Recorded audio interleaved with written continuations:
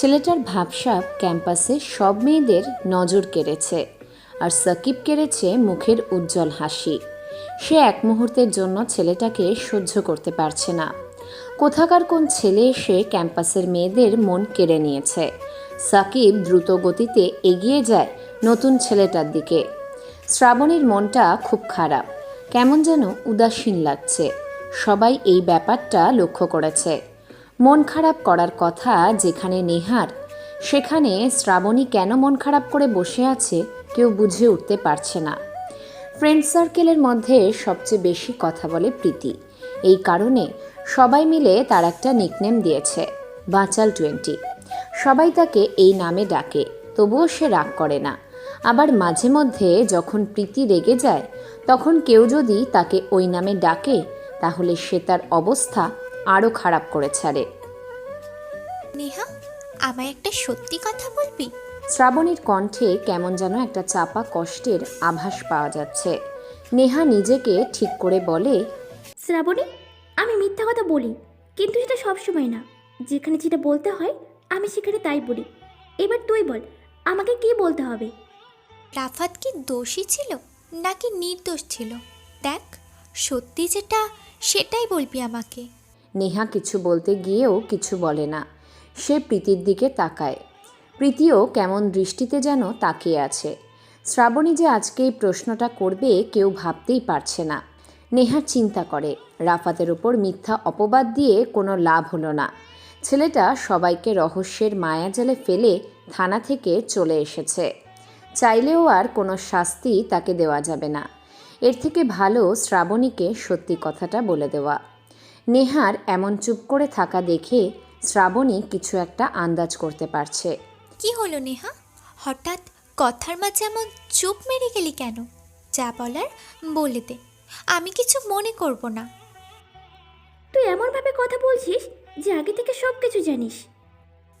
আমি জানি না কিছু, তবে কিছু একটা আন্দাজ করতে পারছি। কি আন্দাজ করতে পেরেছিস রে শ্রাবণী? তা বলা যাবে না, কারণ আমি আমার মস্তিষ্কের ভিতর সাজিয়ে রাখা চিন্তা ভাবনাগুলো নিজের কাছে লুকিয়ে। হয়েছে হয়েছে, বলবি না তাই বল, এত ঘুরিয়ে ফিরিয়ে বলার প্রয়োজন নেই। মন খারাপ করিস না বিতি, তোরা তো জানিস আমি কেমন। নেহার মিমি শুধু প্রীতি আর শ্রাবণীর কথোপকথন শুনে যাচ্ছে, কেউ কিছু বলছে না। নেহার মধ্যে নীরবতা চলছে, কিন্তু তার মস্তিষ্কের চিন্তাগুলো এখনও সতেজভাবে ঘোরাফেরা করছে। তার মাথায় একটাই চিন্তা, শ্রাবণী কি আন্দাজ করতে পেরেছে? সে কি আগে থেকে জেনে গেছে যে রাফাতকে ফাঁসানো হয়েছে, নাকি সে এই ব্যাপারে এখনও জানে পর্যন্ত না? কি বলবে নেহা সেটাই বুঝতে পারছে না। নেহা, তুই কি আজকে বাসা থেকে খেয়ে আসিসনি? খাবো না কেন? অবশ্যই খেয়ে এসেছি। তাহলে তুই চুপ করে থাকিস কেন? আর তুই এমনভাবে কথা বলছিস কেন? চল সবাই ক্লাসে যাই। আমার প্রশ্নের জবাব না পেয়ে আমি ক্লাসে যাব না। তোর আবার কিসের প্রশ্ন? এটাই যে রাফাত দোষী নাকি নির্দোষ। দেখ শ্রাবণী, ব্যাপারটা তোকে বলা উচিত। ওই দিন রাফাত লাইব্রেরিতে আমার সাথে কিছু করেনি। আমি মিথ্যে একটা অপবাদ দিয়েছি তার নামে। কেন করলি তুই এমন রাফাতের সাথে? রাফাতকে আমার জাস্ট সহ্য হয় না, তাই ক্যাম্পাস থেকে তাড়ানোর জন্য এটা করেছি। কাজটা তুই ঠিক করিসনি। নেহা মাথাটা নিচু করে নেয়। সে এখন বুঝতে পারছে সে যে কাজটা ঠিক করেনি। গতকাল রাতে তার বাবা শফিক সাহেব খাবার টেবিলে বসে নেহাকে বলেছিল, ছেলেটার সাথে এমন না করলেও পারতি, ছেলেটা খুব ক্ষমতাশালী। গতকাল রাতে নেহা 1 সেকেন্ডের জন্য ঘুমাতে পারেনি। চোখ জোড়া বন্ধ করলেই থানার ভিতর রাফাতের সেই অচেনা দৃশ্যটা ভেসে ওঠে। নেহা ক্যাম্পাসে আসার পর থেকে রাফাতকে খুঁজছিল, কিন্তু রাফাতের দেখা মেলেনি। পুকুর পাড়ে নীরবভাবে বসে থাকা ছেলেটা আজ নেই। আদৌ কি ছেলেটা ক্যাম্পাসে আর আসবে? জানে না নেহা। নেহার পাশে বসে থাকা প্রীতি বলে ওঠে, বাদ দে তো শ্রাবণী, একটা খ্যাত ছেলের জন্য আমাদের মধ্যে ঝামেলা করছিস কেন? প্রীতি, একটা কথা তো না জেনেই খুব সহজভাবে বলে দিলি। সত্যি কি রাফাত নামের ছেলেটা খ্যাত নাকি অন্য কিছু? এটা কি ভেবেচিন্তে দেখেছিস? অন্য কিছু মানে?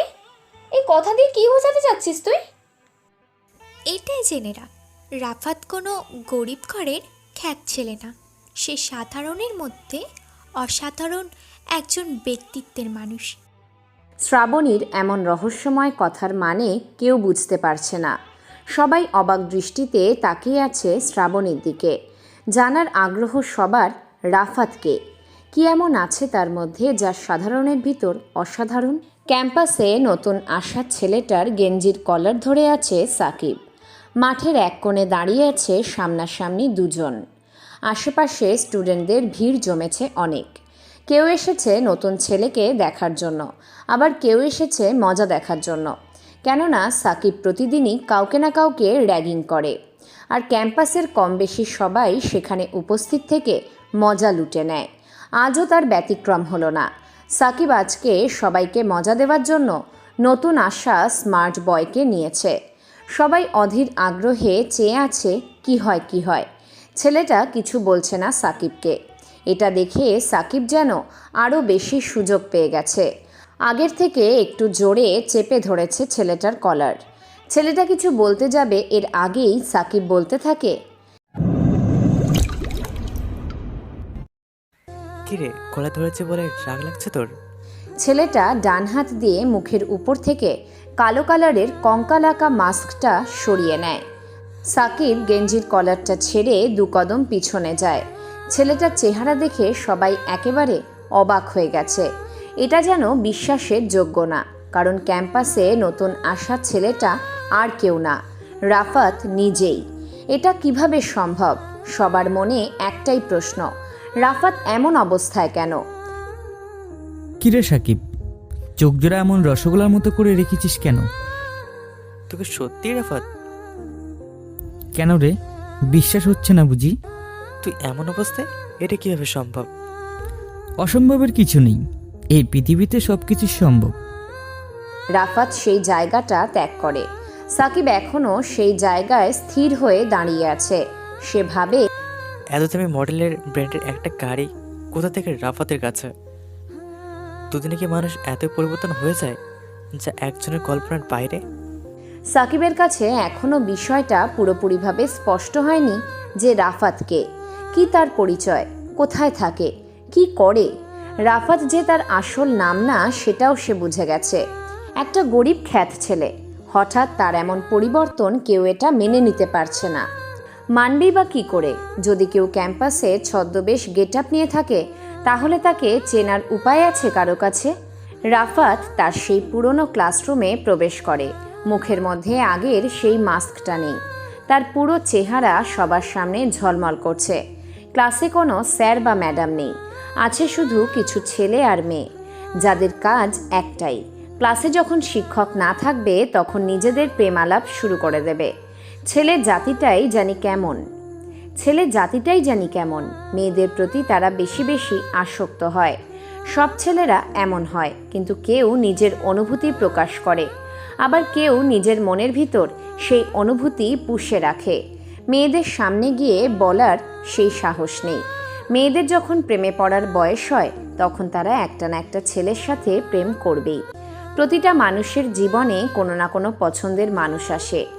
কেউ সেই পছন্দের মানুষটাকে পায়, আবার কেউ অচিরেই হারিয়ে ফেলে। আজকে রাফাতের কেন জানি একা থাকতে ইচ্ছে করছে না। জীবনের এমন একটা সময় মানুষ নিজেকে খুব বড় একা মনে করে। পাশে থেকে সাপোর্টের জন্য একজন প্রয়োজন, সেটা বন্ধু বা প্রেমিকা। রাফাতের একটা বন্ধু আছে, সোহেল। তার কথা মনে হলে রাফাতের বড্ড হাসি পায়। সোহেল কেমন যেন চেঞ্জ হয়ে গেছে। আগের মতো রাফাতকে পাশে থেকে সাপোর্ট করে না। এখন সোহেল পাশে থাকলে রাফাতের অজানা ভয় হয়। রাফাত ক্যাম্পাসের পিছনের দিকের পুকুর পাড়ে বসে আছে। সে অনুভব করলো তার পাশে এসে কেউ একজন দাঁড়িয়েছে। ব্যক্তিটা যে কোনো মেয়ে এটা বুঝতে কোনো অসুবিধা হয়নি রাফাতের, কেননা লেডিস পারফিউমের গাঢ় একটা ঘ্রাণ এসে লাগে রাফাতের নাকে। এতেই ধারণা করার খুব ভালো একটা সুযোগ পায় সে। মেয়েটা রাফাতের পাশে বসে।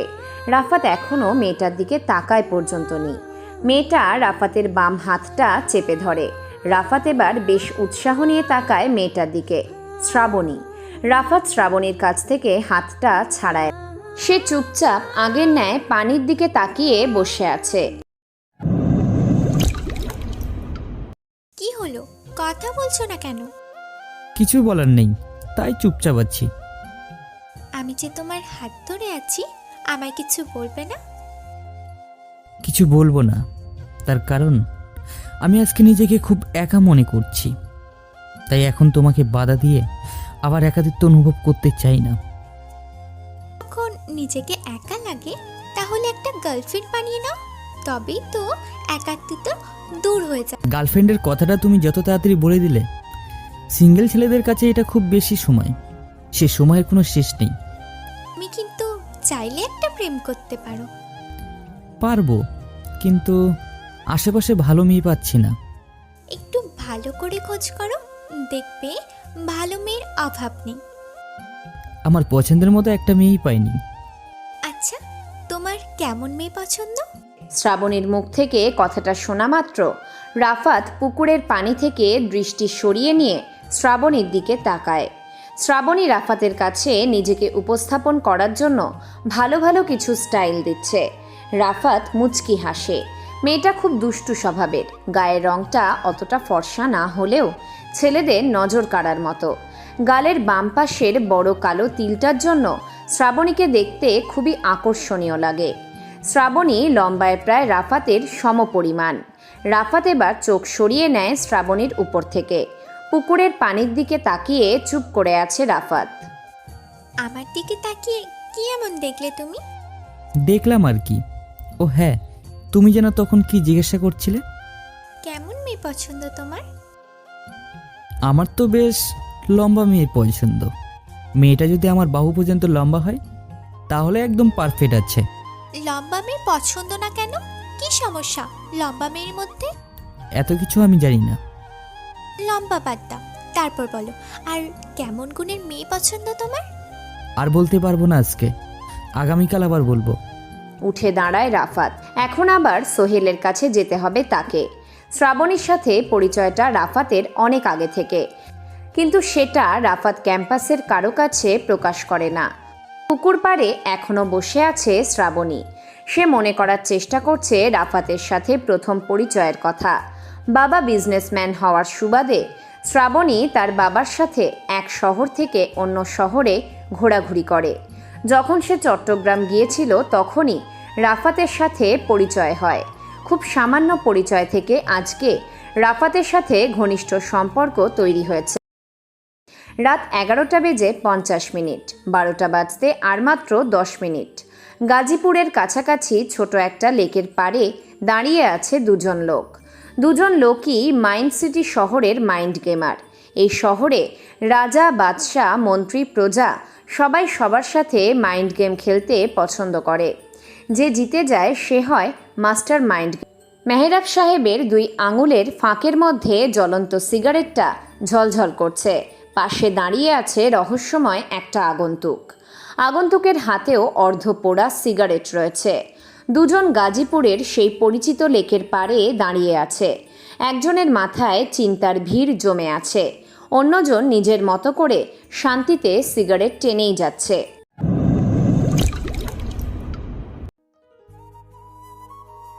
তোমাকে দিয়ে কোনো কাজই হবে। দেখেন, আপনি আমাকে ভুল ইনফরমেশন দিয়েছেন, তাই আমি কাজটা করতে পারিনি। কে জানতো ওই রাফাত আমায় মিথ্যা কথা বলবে? রাফাতকে তো আপনি খুব ভালো করে চেনেন। সে কেমন হারামি, তার কথা কেন বিশ্বাস করতে গেলেন আপনি? আমি বুঝতে পারিনি যে এটা আমাকে এমনভাবে টুপিয়ে পরিয়ে দিবে। তাহলে এখন কি করব? বসে থাকবো? বসে থাকলে চলবে না, যে করেই হোক সোহেলকে শেষ করতে হবে। আমার মাথায় একটা আইডিয়া এসেছে। শুনি, কি এমন আইডিয়া বের করেছো তুমি? রাফাতের সব লোকগুলো কিনে তার নিজের এলাকায় গিয়ে তাকে মেরে দিয়ে আসবো। আইডিয়াটা কেমন? মাথায় সমস্যা আসে তোমার। আমরা কিনবো রাফাতের লোক? কত শত লোক রাফাতের হয়ে কাজ করে, তুমি কি তা জেনে তারপরে এই কথা বলছো? আগন্তুক কিছু বলবে, তখনই একটা শব্দ হয়। মেহরাব সাহেবের কথার উত্তরে আগন্তুক কিছু বলবে, এমতাবস্থায় আগন্তুকের মোবাইল ফোনটা বেজে ওঠে। সে মোবাইলটা বের করে দেখে অচেনা নাম্বার থেকে কল এসেছে। সিম অফিসের নাম্বার এটা, তাহলে কলটা সিম অফিস থেকে এসেছে। আগন্তুক বিরক্ত হয়ে মোবাইলটা রেখে দেয়। সিগারেটের মধ্যে ছোট একটা টান দিয়ে ভেবে নেয় মেহরাব সাহেবের প্রশ্নের উত্তম জবাব। সে কিছু বলতে যাবে, তখনই আবারও মোবাইলটা বেজে ওঠে। নাম্বারটা দেখে সে একটু অবাক হয়, কেননা যে নাম্বার থেকে কল এসেছে সেটা অফিসেরই নাম্বার। অফিস থেকে সাধারণত একবার কল দিয়ে থাকে, সেটাও মাঝে মধ্যে, কিন্তু কেটে দেওয়ার সাথে সাথে আবার কল দিতে পারে এমনটা আশা করেনি আগন্তুক। মোবাইলটা আগন্তুকের পকেটে বাজতে থাকে। সে কল ধরে। কি হলো? ফোনটা তুলো, দেখো কেউ হয়তো খুব প্রয়োজনে কল দিচ্ছে। সিম অফিস থেকে ফোন এসেছে। প্রথম কলটা হয়তো সিম অফিস থেকে ছিল, কিন্তু দ্বিতীয় কলটা কেন ধরলে না? দুটো কলই অফিস থেকে এসেছে, তাও আবার একর নম্বর থেকে। তোমার মাথায় সমস্যা দেখা দিয়েছে, আর সেই সাথে চোখে, কেননা তুমি মোবাইলে এক সংখ্যা দুবার দেখো। আমার কথা মনে হয় আপনি বিশ্বাস করছেন না, তাই এমন কথা বলছেন। আপনি নিজে দেখে নিন আমার কল লিস্টে কে আর কোথা থেকে কল দিয়েছিল। মোবাইলটা আবারও বেজে ওঠে। আগন্তুক ফোনটা বের করে মেহরাব সাহেবের সামনে তুলে ধরে। তিনি দেখতে পান সত্যি সত্যি অফিস থেকে কল এসেছে। ফোনটা ধরে লাউড স্পিকারটা বাড়িয়ে দাও। আগন্তুক ঠিক সেটাই করলো। কলটা রিসিভ করে ফোনের লাউডস্পিকারটা বাড়িয়ে দিল। ওই পাশ থেকে শোনা যাচ্ছে পুরুষ কণ্ঠে অচেনা কোনো ব্যক্তির কথার শব্দ। মাইন সিটি শহরে তোমার নতুন আগমন। বড় বড় মাস্টার মাইন্ড গেমারদের ফাঁকে এক কোণে হয়েছে তোমার জায়গা। আমি জানি তুমি কোনো মাইন্ড গেমার না, তবে কারো গুটির চাল হয়ে খেলছো। আমার সাথে খেলতে এসো না, কারণ রাফিয়ান শহরের সবার টিচার আমি। তুমি ছোট্ট গুটি, এর জন্য আমার ঘোরা নয়, গোলামি যথেষ্ট। কলটা কেটে যায়। মেহরাব সাহেব বিস্মিত হলো। ওই পাশ থেকে ছেলেটা কি বলছে? মেহরাব সাহেবের তৈরি করা মাইন্ড গেমারকে চিনে ফেলেছে। এটা কিভাবে সম্ভব? কিছুই বুঝতে পারছেন না তিনি। ওনার সুগারের সমস্যা আছে, বেশি উত্তেজিত হয়ে গেলে আবার মহা বিপদ। তিনি নিজেকে যথেষ্ট কন্ট্রোল করার চেষ্টা করছেন, কিন্তু কিছুতেই কন্ট্রোল করতে পারছেন না। শীতের মরশুম, তার উপর লেকের পাড়ে চাঁদের মৃদু আলোয় পরিবেশটা অন্যরকম হয়ে আছে। আশেপাশে ঠান্ডা হাওয়া বয়ে যাচ্ছে। এরকম ঠান্ডা আবহাওয়ার মধ্যেও মেহরাব সাহেব ঘেমে একাকার।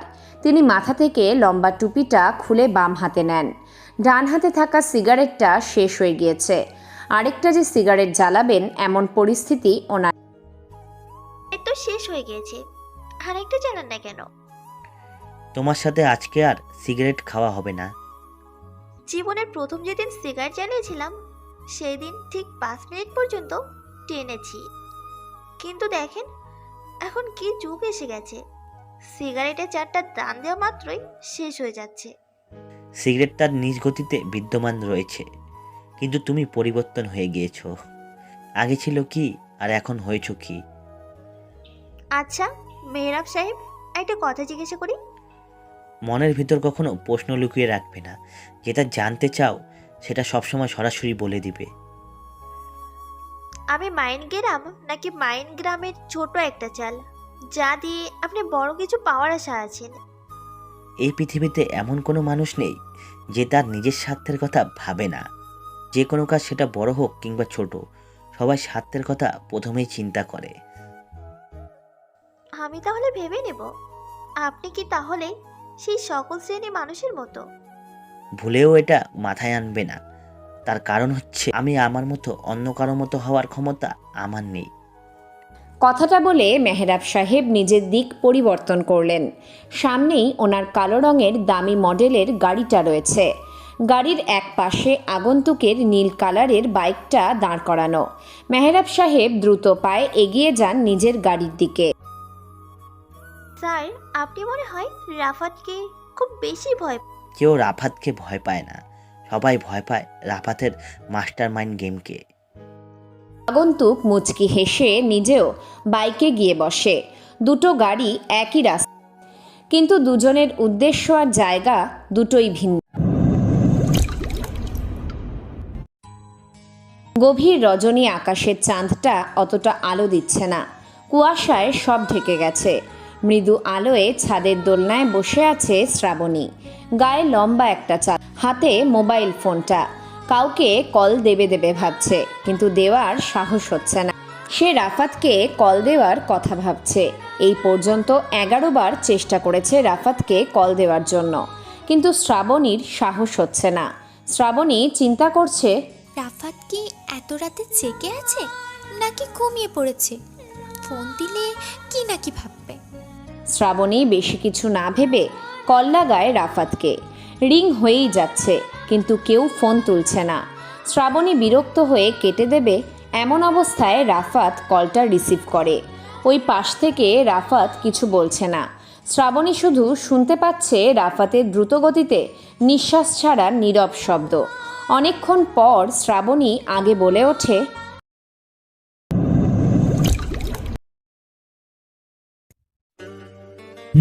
বলো, এত রাতে হঠাৎ আমায় কল করলে? কেন, আমি কল দিয়েছি বলে কোনো সমস্যা? আরে না, সমস্যা হবে কেন? তুমি বলো। কেমন আছো? ভালো। আর তুমি? ভালো না। কেন, কি হয়েছে? আমি না একজনকে ভালোবেসে ফেলি।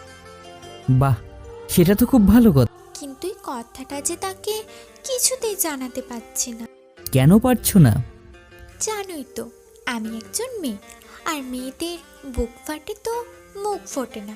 আর মেন কথা হলো তাকে তো বলার মতো সাহসই পাচ্ছি না। আরে সাহসের কি আছে? তাকে গিয়ে বলে দাও, দেখবে সে তোমাকে না বলতে পারবে না। কিন্তু কি করেই বা বলবো, সেটাই তো বুঝে উঠতে পারছি। ওকে, তাহলে মনে করো আমি সেই ছেলেটা। এবার আমাকে বলে প্র্যাকটিস করে নাও। আচ্ছা ঠিক আছে, তাহলে বলছি। বলো। তোমাকে না একটা কথা বলার ছিল। কি কথা? আমি তোমাকে অনেক ভালোবাসি। আমি তোমার সাথে সারা জীবন থাকতে চাই। তোমার হাত ধরে আমার সারাটি জীবন পার করতে। বাহ, খুব সুন্দর বলেছ। যাও, এখনই এই কথাগুলো তাকে গিয়ে বলো। দেখবে সে তোমাকে না বলতে পারবে না। কাকে বলবো? যাকে ভালোবাসো তাকে। কিন্তু আমি তো তাকে আমার মনের কথা বলেই দিয়েছি। এ মা, কখন? এখনই তো বল। মানে? আমি যাকে ভালোবাসি সেই তুমি। আমি সত্যি তোমাকে অনেক ভালোবাসি। পাগলি একটা, এইভাবে কেউ কাউকে প্রপোজ করে নাকি? আমি তো আর অন্যভাবে প্রপোজ করতেই পারি না, তুমি শিখিয়ে দাও। আমিও তো পারি না, কিন্তু এটা সত্য যে আমিও তোমাকে ভীষণ ভালোবাসি পাগলি। I love you. I love you so much. Rafat মনে মনে অনেক খুশি আজকে, কেননা সে ভাবতেও পারেনি শ্রাবণী তাকে নিজে এমন অবাক করে প্রপোজ করে ফেলবে। রাফাত যে শ্রাবণীকে অপছন্দ করত তাও না। রাফাত তার নিজের অবস্থার কথা চিন্তা করে আজ পর্যন্ত কোনো মেয়ের দিকে ভালোবাসার নজরে তাকায়নি। সে সবসময় এটাই চিন্তা করে এসেছে, রাফিয়ান হতে হলে নিজের কোনো দুর্বলতা থাকতে নেই। রাফাত শ্রাবণীকে অনেক আগে থেকে পছন্দ করত, কিন্তু সে এটা কখনো শ্রাবণীর সামনে প্রকাশ করেনি। দুর্বল জায়গা থাকলে সেই মহামূল্যবান চেয়ারের অধিকারী কেউ হতে পারে না। রাফাতের দুর্বল জায়গা একটাই, সেটা তার বন্ধু সোহেল। সে সোহেলকে খুবই ভালোবাসে। রাফাত কিছুদিন যাবৎ লক্ষ্য করছিল শ্রাবণীর আচার আচরণের দিকে আগের থেকে অনেক পরিবর্তন। রাফাতের প্রতি একটু বেশি কেয়ার, কথায় কথায় মান অভিমান। তার কাছে শ্রাবণীর এমন আচরণ ভালো না লেগেছে এমন নয়। শ্রাবণীর এ ধরনের আচরণ রাফাতকে মুগ্ধ করত। রাফাত ভেবে নিয়েছে রাজা হলে নিজের একটা রানীর প্রয়োজন হয়। রাফাতের সেই রানী না হয় শ্রাবণী নিজেই। অনেকক্ষণ হয়ে গেছে রাফাত কথা বলছে না, শুধু শ্রাবণীর ব্যাপারে ভেবেই যাচ্ছে। আর ওইদিকে শ্রাবণীরও একই অবস্থা। রাফাতের কথা চিন্তা করছে, কিভাবে কি থেকে কি হয়ে গেল। কি হলো, কথা বলছো না যে? কি কথা বলবো? যা বলার তুমিই বলো, আমি শুধু শুনে যাই। রাফাত, এই খুন খারাপি ছেড়ে দিলে হয় না? আমি কি মানুষ খুন করি নাকি? তাহলে তুমি কি করো? আমি তো বর্তমানে কিছুই করি না, তবে আগামীতে কিছু একটা করে নিব, সেটা নিয়ে তোমাকে চিন্তা করতে হবে না। রাফাত, একটা কথা জিজ্ঞাসা করি তোমাকে। জিজ্ঞাসা করো, সমস্যা নেই। আচ্ছা, তুমি খারাপ পথে কেন আসলে? রাফাত চুপ হয়ে যায়। কি জবাব দেবে সে শ্রাবণীকে, সেটাই বুঝতে পারছে।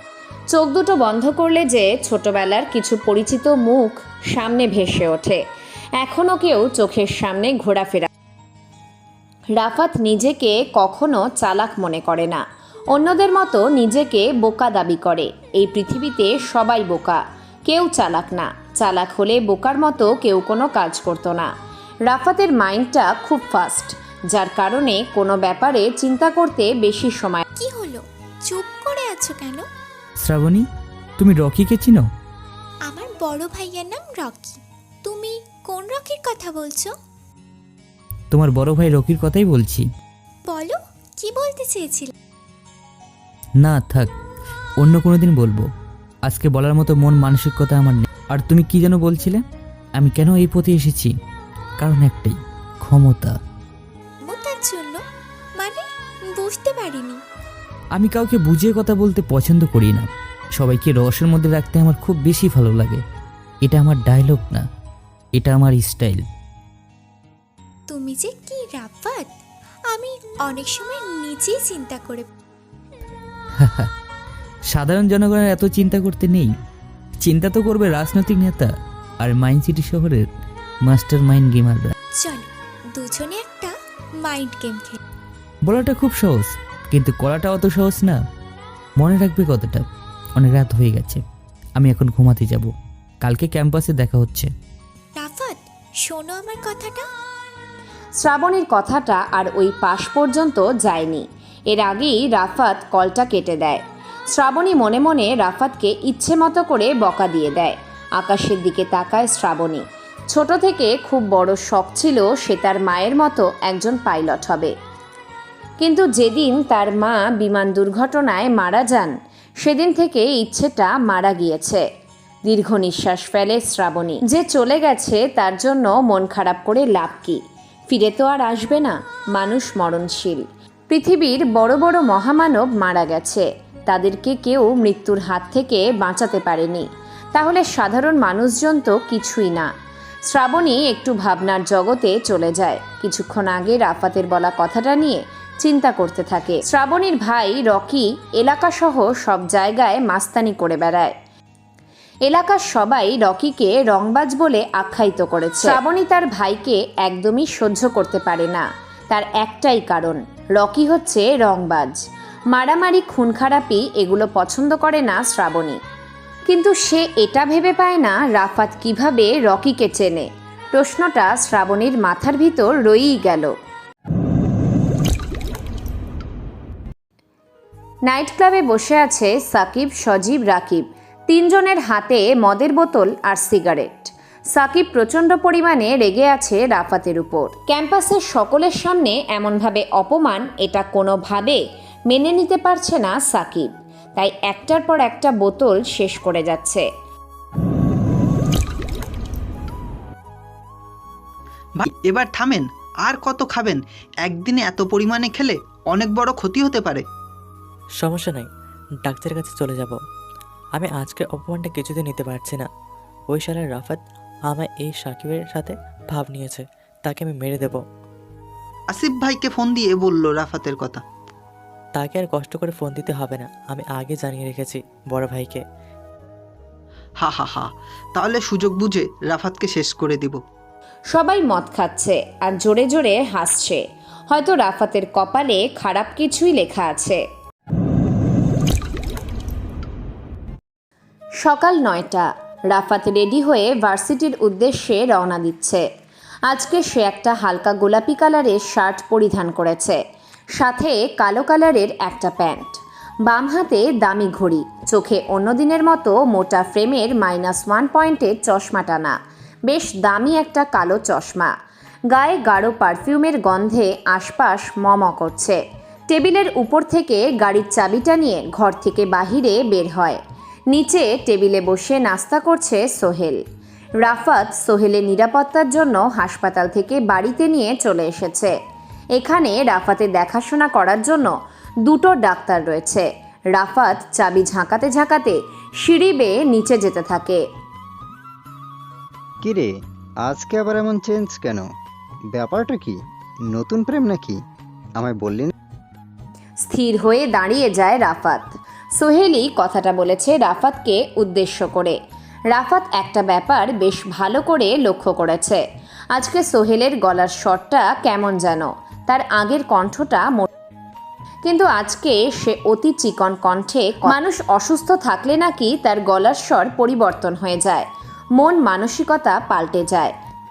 সোহেলের সাথে হয়তো এমন কিছু হয়েছে, তাই হয়তো সে চুপচাপ চিকন কণ্ঠে কথা বলছে।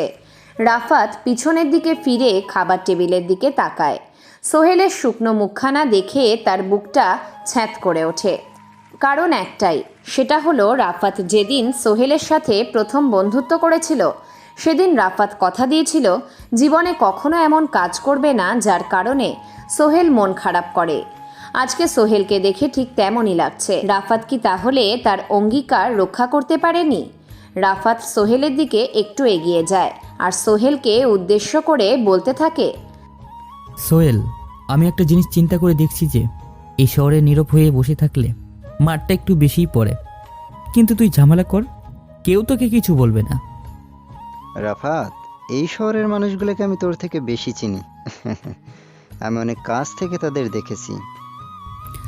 ও হ্যাঁ, তুই যেন তখন কি বলছিলি আমি এমন চেঞ্জ হয়ে গেছি কেন? আচ্ছা শোন, তোকে বলি, এই শহরে আসার আমার একটাই উদ্দেশ্য, সেটা হলো আমার পরিচয়, যেটা আমি জানি না। জানার জন্য ছদ্মবেশ নিয়ে ভার্সিটিতে গিয়েছিলাম। আমি মনে করেছি সব স্টুডেন্টরা আমার জামা কাপড় পরা দেখে আমার সাথে কথা বলবে না, কিন্তু যা ভেবেছি সেটার উল্টো হয়ে গেছে। সবাই আমার সাথে মজা করার জন্য তেড়ে আসে। অনেক অপমানের পর আমি না পেরে নিজেকে চেঞ্জ করেছি। রাফাত কথাগুলো বলার সময় 4টা নিঃশ্বাস ফেলেছে, যেটা সোহেল ভালো করে লক্ষ্য করে। রাফাত, তুই কি শুধুমাত্র সামান্য এই পরিচয় জানার জন্য এই ভয়ঙ্কর শহরে এসেছিস, নাকি অন্য কোনো কারণ আছে যেটা আমি জানি না? শোন সোহেল, তোকে আমি একটা কথা বলি, শহরটা যতই ভয়ঙ্কর হোক না কেন, তার সাথে বেশি ভয়ঙ্কর আমি রাফাত। তুই বলেছিলি তুই নাকি আমার সাথে মাইন্ড গেম খেলবি, সেটা কি ভুলে গিয়েছিস? আরেকটা কথা, আমি কখনো আমার বিপক্ষ দলের সঙ্গে নিজের গোপনীয়তা প্রকাশ করি না। আমার প্রশ্নের জবাব কিন্তু এটা। যা প্রশ্ন করবি তাড়াতাড়ি কর, হাতে সময়। আজকাল দেখছি তুই খুব ব্যস্ত। সে যাই হোক, তুই এখন আমাকে এটা বল যে এই শহরে আসার কারণ কি তোর? সামান্য পরিচয়? আমি এটা বিশ্বাস করি যে আমার পরিচয়ে কোনো রহস্য আছে, যেটা আমাকে জানতেই হবে, আর এই শহরেই পাবো সেই অজানা রহস্যের তত্ত্ব। রাফাত, তোকে একটু সাবধান করে দিই, যা কিছু করিস না কেন কোনো মেয়ের মায়ায় জড়িয়ে যাবি না, কারণ নারী জাতি খুব ভয়ঙ্কর একটা জাতি, এমনকি তোর মৃত্যুর কারণ হয়ে দাঁড়াতে পারে। কথাটা মাথায় রাখিস। আমি কারো কথা শুনিও না, মানিও না, আমি শুধু আমাকে মানি আর আমারটাই শুনি। কথাটা বলেই রাফাত ডান হাত দিয়ে কালো চশমাটা চোখে লাগায় আর চাবি ঝাঁকাতে ঝাঁকাতে যেতে থাকে। সোহেল রেগে খাবার টেবিলে জোরে একটা বাড়ি মারে। সোহেলের রাগের পরিমাণ এত বেড়ে গেছে যে সে এখন কি করবে নিজেই বুঝে উঠতে পারে। সকাল 10টা, রাফাত ক্যাম্পাসে। আজকে অন্য দিনের মতো করে তার এন্ট্রি না, অন্য দিনের চেয়ে অনেক অস্বাভাবিকভাবে প্রবেশ করেছে। রাফাতকে দেখার সাথে সাথে সবাই তাক লেগে গেছে। এ যেন আগের খ্যাত ছেলেটা না, নতুন করে উদিত উজ্জ্বল নক্ষত্র। কোনো কোনো ছেলে তো রাফাতকে সালাম পর্যন্ত দিচ্ছে। রাফাত এদের এমন অবস্থা দেখে মুচকি হাসে। সব কিছু টাকা আর ক্ষমতার উপর নির্ভর করে। মাঠের এক কোণে আগের মতো করে বাইকের উপর বসে বসে মেয়েদের সাথে বেয়াদপি করছে সাকিব। এটা যেন তার নিত্যদিনের কাজ। মেয়েদেরকে বিরক্ত না করলে তার রাতের ঘুম হারাম হয়ে যায় এমন অবস্থা। রাফাতের ক্লাসটা রাফাত আগের মতো মাথাটা নিচু করে নয়, মাথাটা উঁচু করে সাকিবদের পাশ দিয়ে যাচ্ছে। রাফাত সাকিবকে ছাড়িয়ে যাবে এমন সময় সজীব নামের ছেলেটা বলে ওঠে, সাকিব ভাই, এখন মানুষের পরিবর্তন হতে সময় লাগে না, এক রাতে সব কিছু পাল্টে যায়। উদাহরণ হিসেবে বলি, আমাদের এলাকায় একটা ছেলে দেখতে খুব বোকাশোকা ছিল। আমি সব এলাকার সবাই তার হঠাৎ একদিন কি হলো জানেন? কি হলো তুই না বললে জানবো কি করে?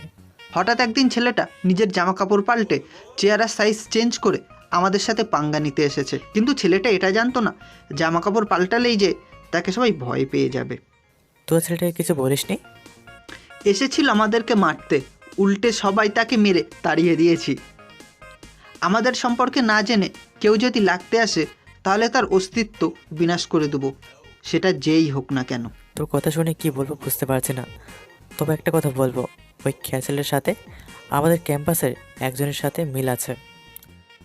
তবে সে এটা জানে না আমি এই ক্যাম্পাসের, চাইলেও ওর মতো ছেলেকে পা দিয়ে পিষে দিতে। সাকিবের কথা শেষ হওয়ার সাথে সাথে তাদের পিছন থেকে কারো তালির শব্দ হয়। পিছন থেকে তালি দিতে দিতে রাফাত তাদের সামনে এসে দাঁড়ায়। সাকিব, তুই যে কথাটা আমাকে উদ্দেশ্য করে বলেছিস সেটা আমি বুঝে গেছি। বুঝে গেছিস? তাহলে তো একটা ভালো কথা, আমাকে আর দ্বিতীয়বার কষ্ট করে বলতে হবে না। তুই এই ক্যাম্পাসের বাপ হতে পারিস, তাতে আমার কোনো সমস্যা নেই। এটা জেনে রাখ, বাপরও বাপ আছে। তুই কি আমাকে ভয় দেখাচ্ছিস?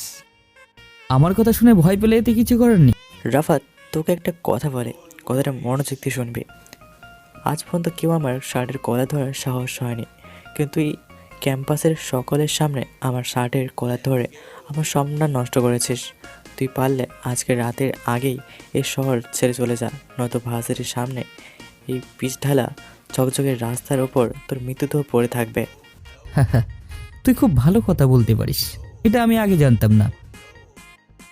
হেসে নে, যত পারিস হেসে নে। তুই এ শহরে যেখানে থাকিস না কেন, তোকে খুঁজে মেরে দেবো, কথাটা মাথায় ঢুকিয়ে রাখ। কথাটা বলেই সাকিব রাফাতের সামনে দিয়ে চলে যায়। রাফাত ওই একই জায়গায় দাঁড়িয়ে মুচকি হাসতে থাকে। রহস্যময় হাসি, এটা শুধু রাফাত নিজেই জানে কি তার হাসির উদ্দেশ্য। রাফাত যার দিকে তাকিয়ে এমনভাবে হাসে, তার কপালে সেই দিন থেকে বিপদরেখা শুরু হয়ে যায়। শেষ বিকেলের আকাশটা গোধূলির আলোমাখা আকাশপটের উপরে সেইটুকুই জীবনের বিচিত্র টানা পড়ে নেয়। ছোটোখাটো একটা ব্রিজের উপর দাঁড়িয়ে আছে রাফাত আর মেহরাব সাহেব। ব্রিজের নিচ দিয়ে বয়ে গেছে বুড়িগঙ্গা নদী। রাফাত সিগারেট হাতে দাঁড়িয়ে আছে, চোখ জোড়া দৃষ্টি প্রেক্ষাপটের সম্মিলন ঘটিয়ে নদীর মধ্যে অবস্থিত কেন্দ্রীয় সবুজ রঙের কচুরিপানায়। পাশে দাঁড়িয়ে আছেন মেহরাব সাহেব, যাকে এই শহরের কমবেশি সবাই চেনেন। অনেকে আছে মেহরাব নামটাই শুনেছে, কিন্তু তার চেহারা দেখেনি। শহরের এদিকটায় যানবাহন খুব কম চলাচল করে, মাঝে মধ্যে দু একটা গাড়ি দেখা যায়। সবসময় মানুষজন চলাচল করে। রাস্তার মানুষজন অনেকেই মেহরাব সাহেবের দিকে তাকিয়ে আছে। তারা বোঝার চেষ্টা করছে এত বড় একজন বিজনেসম্যান হঠাৎ এখানে কি করে। রাফাত তার বাম দিকে তাকায়। মেহরাব সাহেবের গাড়ি আর তার নিজের বাইকটা রাখা। সে তার দৃষ্টিটা সরিয়ে আগের ন্যায় দূর আকাশে তাকিয়ে থাকে। ঠিক আগের মতো তোমার অভ্যাসটা এখন। কেউ কথা না বললে নিজ থেকে কথা বলো না, ব্যাপারটা আমার কাছে খুব ভালো লাগে। রাফাতের দৃষ্টি অন্যদিকে থাকলেও সে মেহরাব সাহেবের কথা শুনে মুচকি হাসে। আপনি কি সবার সাথে আগে নিজ থেকেই কথা বলেন? আমার অবস্থা ঠিক তোমার মতোই। তাহলে আমার সাথে আগে? আমি অন্যদের থেকে তোমাকে একটু বেশি পছন্দ করি, তাই। আমি কোনো মেয়ে না যে আপনি আমায় পছন্দ করবেন। আর একটা কথা, অতিভক্তি কিন্তু চোরের লক্ষণ। রাফাত, তোমাকে একটা কথা জিজ্ঞেস করব। ভেবে যখন ফেলছেন তাহলে জিজ্ঞাসা করে ফেলেন। স্বরাষ্ট্রমন্ত্রী আফিফ সাহেবের সাথে তোমার কিসের সম্পর্ক? মেহরাব সাহেব, কার সাথে আমার কি সম্পর্ক সেটা আমি জানি না, তবে কোনো এক অবহেলায় আফিফ সাহেবের সাথে আমার ছোট্ট পরিচয় হয়। আমি বলতে চাচ্ছি যে। আর কিছুই বলতে হবে না, আমি বুঝে গেছি আপনি এখন কি বলবেন, তবে আমার থেকে সেটার উত্তর পাবেন না, কারণ আমি কাউকে কিছু প্রকাশ করতে স্বাচ্ছন্দ্য বোধ আবারও দুজনে চুপ হয়ে যায়। মেহরাব সাহেব ভালো করেই জানেন রাফাত কেমন। তাকে একটা বিষয় নিয়ে বেশি চাপ দিলে সে সেটা কখনো পছন্দ করে না। আকাশের উজ্জ্বল সূর্যটা অস্ত চলে গেছে। সূর্যটা ডুবে গেলেও কিছুটা আলো এখনও পৃথিবীতে রয়ে গেছে। সেটা চাঁদের আলোয় মুছে যাবে। এখন শীতের মরশুম, অনেক আগেই সন্ধ্যা হয়ে যায় আর রাতটা খুব গভীর। ঘুমাতে ঘুমাতে একসময় তিক্ত হয়ে যায় মানুষ। ব্যস্ত মানুষের যত চিন্তা, যারা শুয়ে বসে দিন কাটায় তাদের জন্য রাতটা খুবই গুরুত্বপূর্ণ। কেননা শীতের মরশুমে রাতটা অনেক দীর্ঘকাল। রাফাত, সিগারেট তো শেষ, আরেকটা জ্বালাও না কেন? আমাকে এখন যেতে হবে রাস্তায়, একটা গুরুত্বপূর্ণ কাজ আছে। আমার গুরুত্বপূর্ণ কথাই তোমাকে বলতে পারলাম না। কি ছিল আপনার গুরুত্বপূর্ণ কথাটা? ছিল একটা, এটা এখন বলা যাবে না। আমি তোমাকে বলবো, কিন্তু সেটার এখনো সময় হয়ে ওঠেনি। গুরুত্বপূর্ণ কথা হবে গুরুত্বপূর্ণ জায়গায়। আসি আমি, খুব তাড়াতাড়ি আবার দেখা হতে চলছে। রাফাত বাইকের দিকে হাঁটা ধরে। মেহরাব সাহেব হাতের সিগারেটটা শেষ করে ভাবতে থাকেন রাফাতের সম্পর্কে। ছেলেটাকে তিনি যত দেখছেন তত নতুন করে আবার পরিচয় হচ্ছে। একটা মাইন্ড গেমারের যেমন আচরণ থাকা দরকার, ঠিক তেমন আচরণ লক্ষ্য করা যায় রাফাতের মধ্যে। মাইন্ড সিটি শহরে রাফাতের উপর আর কোনো মাইন্ড গেমার নেই, এটা তার তীক্ষ্ণ খেলা দেখলে বোঝা যায়। মেহরাব সাহেবের জীবনে তিনি দুজন বীর পুরুষ দেখেছেন, একজন মিস্টার 440, আরেকটা এই রাফাত। তিনি পকেট থেকে মোবাইলটা বের করে পুলিশ কমিশনার শফিক সাহেবকে কল দেন। 2 বার রিং হতেই শফিক সাহেব কলটা রিসিভ করে ওই পাশ থেকে বলতে থাকেন, স্যার, আপনি কষ্ট করে থানায় আসতে পারবেন? আপনাকে একটা জিনিস দেখানোর ছিল। কমিশনার সাহেব, আপনি এক কাজ করুন, ঢাকা থেকে বেরিয়ে কল্যাণপুরের দিকে চলে আসেন। আমি সেখানেই দাঁড়িয়ে আছি। স্যার, কিছু মনে করবেন না, আমি এখন আসতে পারবো না। আপনি থানায় আসলে দুজনের জন্য ভালো হতো আর কি। আপনি থানায় অপেক্ষা করুন, আমি হাতের কাজটা শেষ করে কিছুক্ষণ পর চলে আসছি। আপনার জন্য সব সময় অপেক্ষায় আছি। মেহরাব সাহেব কলটা কেটে দিয়ে এন দিয়ে সেভ করা নাম্বারে ছোট করে একটা মেসেজ লিখে রাতের আগে কাজটা হয়ে যাওয়া চাই, যে কোনো উপায়ে। মোবাইলটা বন্ধ করে তিনিও গাড়ির দিকে যেতে থাকেন। একটা দেশের তুলনায় একটা শহর খুবই ছোট, আবার এমন কিছু কিছু শহর মিলে গড়ে ওঠে একটা সমগ্র শহর। এই পৃথিবীতে সবচেয়ে বড় বেইমান হচ্ছে সময়। সময় একবার চলে গেলে তা আর ফিরে আসে না। 1000 বার সাধনা করলেও তা অতীত থেকে ফিরে আসবে না। একজন কর্মদক্ষ ব্যস্ত মানুষের জন্য 24 ঘন্টার সময় খুবই অল্প, তার যেন এই সময়ে হয় না।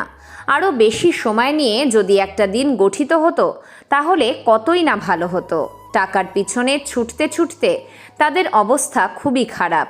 কিভাবে 1 কোটি টাকা থেকে 10 কোটি টাকা তৈরি করবে, সবাই সেই প্রতিযোগিতায় লিপ্ত। ট্রাফিক জ্যামের মুখোমুখি হলে বোঝা যায় সময়ের মূল্য কতটা গুরুত্বপূর্ণ। রাত 11:40। নেহা ক্লাব থেকে বেরিয়ে গুলশানের নিস্তব্ধ রাস্তা দিয়ে নিজের স্কুটি চালিয়ে যাচ্ছে। রাস্তার পাশের ল্যাম্পপোস্টের ঘোলাটে আলোয় পিচ ঢালা রাস্তাটা কি যেন একটা জানান দিচ্ছে। নেহার স্কুটিটা কিছুদিন যাবৎ সমস্যা দিচ্ছে, কিন্তু সময়ের অভাবে সে স্কুটিটা গ্যারেজে নিয়ে যেতে পারছে না। বাসায় দামি গাড়ি আছে, তবুও নেহা তার পছন্দের স্কুটি নিয়ে ঘুরতে বের হয়। আজকে প্রীতির বার্থডে ছিল, তাই ক্লাবে একটা পার্টির ব্যবস্থা করা হয়েছিল। সেখান থেকেই ফিরছে এখন নেহা। অনেক রাত হয়ে গেছে। নেহা আগে কখনো এত রাত পর্যন্ত একা বাইরে ছিল না। গভীর রজনীতে নেহা একা একটা মেয়ে। শীতের মরশুম, নির্জন রাস্তায় মানুষজন চলাফেরা করে না। আজকে অনেক কুয়াশা পড়েছে। এই নিস্তব্ধ রাস্তাটা যেন অন্য দিনের চেয়ে বেশি নীরব হয়ে আছে। নেহা মনে করার চেষ্টা করলো গত বছর প্রীতির বার্থডের কথা। তখনও ছিল শীতের রাত। 11টার সময় রাস্তায় মানুষজনের আনাগোনা ছিল, কিন্তু এই বছর 11টার সময় রাস্তায় কোনো মানুষজন নেই। নেহা স্কুটি নিয়ে যত সামনের দিকে এগোচ্ছে তত তার মন হ্রাস করছে। সে ভাবতেও পারেনি রাস্তায় মানুষজন একটাও থাকবে না। ক্লাব থেকে আসার সময় প্রীতি বলেছিল সে নেহাকে ড্রপ করে দেবে, কিন্তু নেহা সাহস দেখিয়ে একাই চলে আসে। নেহা নিজেই নিজেকে গালি দিচ্ছে। কেন যে তখন সাহস দেখিয়ে চলে আসলাম? প্রীতির কথাটা শোনা উচিত ছিল, তাহলে এখন এত ভয় পেতে হতো না। হঠাৎ স্কুটিটা মাঝপথে বন্ধ হয়ে যায়। নেহা এবার বেশ ভয় পেয়ে গেছে, সাথে সাথে তার রাগের মাত্রাটাও বেড়ে গেছে। স্কুটিটা এখনই নষ্ট হচ্ছিল। ও গড, এখন যাবো কি করে? আর 10 মিনিট পর নষ্ট হলে কি আর সমস্যা হতো? স্কুটিতে হ্যান্ডব্যাগ থেকে মোবাইলটা বের করে শফিক সাহেবকে কল দেওয়ার জন্য, কিন্তু নেহার ভাগ্য যে এত খারাপ যে মোবাইলটা বন্ধ হয়ে আছে। মনে হয় ফোনের চার্জ শেষ হয়ে গিয়েছে। নেহা হাঁটতে হাঁটতে রোড নাম্বার 11-এ চলে আসে। এখান থেকে 15 মিনিট দূর নেহার বাসা। নেহা আশপাশটা পর্যবেক্ষণ করতে করতে হেঁটে যাচ্ছে আর চিন্তা করছে রাফাতের সম্পর্কে। ছেলেটাকে প্রথম দেখাতেই নেহার সন্দেহ লেগেছিল, কারণ একটাই, হঠাৎ গ্রাম থেকে আসা বোকা ছেলেটা কিভাবে এত বড় ভার্সিটিতে চান্স পেল। নেহা রাফাতের সম্বন্ধে জানার জন্য তার পিছনের সকল তথ্য বের করেছিল, যেখানে সে দেখতে পেয়েছে রাফাতের বর্তমান পরিচয় সব কিছু নকল। এটা দেখে নেহা পুরোপুরিভাবে অবাক। তখন তার মাথায় একটাই প্রশ্ন এসেছে, কে রাফাত? কে তার পরিচয়? এমন কেন তার পরিচয়? সব কিছুর ভিতর রয়েছে অজানা রহস্য। রাফাতের সম্পর্কে জানতে গিয়ে নেহা নতুন করে একটা নামের সাথে পরিচিত হয়, সেটা হলো আরিয়া, যেটা রাফাতের ব্যবহৃত ছদ্ম। নেহা একটু শ্রাবণীর কথা চিন্তা করে। সকালে সে বলে, রাফাত কোনো গরিব ঘরের ছেলে না, সাধারণের মধ্যে অসাধারণ একজন। কি এই কথার মানে কিছুই বুঝতে পারছে না। এই যে মামুনি, আমাদের দিকে একটু তাকাও। তাকালে আমাদের সৌন্দর্য বেড়ে যাবে না, আর তোমার সৌন্দর্য কমে যাবে না। নেহা বিস্মিত হয়ে স্থির হয়ে দাঁড়ায়। পিছন থেকে কোনো ছেলে যে কথাটা বলছে এটা বুঝতে নেহার সময় লাগেনি। নেহা পিছন ফিরে তাকায়। 5টা ছেলে বেঞ্চের উপর বসে আছে, পাশেই তাদের বাইক রাখা আছে। এখানে দিনের বেলায় একজন বয়স্ক লোক চা বিক্রি করে। নেহা প্রতিদিন ভার্সিটিতে যাওয়ার সময় কিন্তু গত 4 দিন যাবৎ নেহা সেই বৃদ্ধ লোকটাকে একবারও দেখেনি এই দোকানে। কি হয়েছে সেই সম্পর্কেও তার কোনো ধারণা নেই। নেহা প্রায় সময়ই ছেলেগুলোকে এই দোকানে বসে থাকতে দেখেছে। ছেলেগুলো যে ভালো না এটা সে ভালো করেই জানে। নেহা কিছু বলতে যাবে এর আগেই শ্রাবণ নামের ছেলেটা আমার রাগে চোখে আমাদের দিকে তাকিও না সোনা, আমাদের যে ভয় হয়। শ্রাবণ, এটা কিন্তু কমিশনার সাহেবের মেয়ে, কিছু বললে আমাদের থানায় নিয়ে যাবে। কমিশনারের মেয়ে হয়েছ তো কি আমরা কি মজা নিতে পারবো না? তাহলে চলো শীতের রাতে একটু শরীরটা গরম করি। তোদের সাহস থেকে আমি অবাক হচ্ছি। এত সাহস আসে কোথা থেকে? পাশে সুন্দরী দাঁড়িয়ে থাকলে এমনিতেই সাহস বেড়ে যায়। আমার সাথে বিয়াদবি করিস না। বাবা যদি জানতে পারে তাহলে সব কটাকে এমন অবস্থা করবে যে তোরা কল্পনাও করতে পারবি না। মামনি, তোমার এই কমিশনার বাবা জানতে পারলে তো আমাদের কিছু বলবে। মানে? মানেটা খুব সোজা, তোমার সাথে এখন আমরা যা করব তা আমরা ছাড়া আর কেউ জানবে না। কথাটা বলেই জাহিদ নেহার দিকে এগিয়ে যায়। নেহা জাহিদকে এভাবে আসতে দেখে ভয় পেয়ে পিছিয়ে যায়। সবগুলো ছেলে উচ্চস্বরে হাসতে থাকে। আশেপাশে কেউ নেই যে নেহা তার কাছে সাহায্য চাইবে। জাহিদ নেহার খুব কাছে চলে আসে। নেহা কোনো উপায় না পেয়ে চোখ জোড়া বন্ধ করে রাখে। জাহিদ ডান হাতটা দিয়ে নেহার শরীর স্পর্শ করতে যাবে, তখনই সবাই দূর থেকে কারো গলার স্বর শুনতে পায়।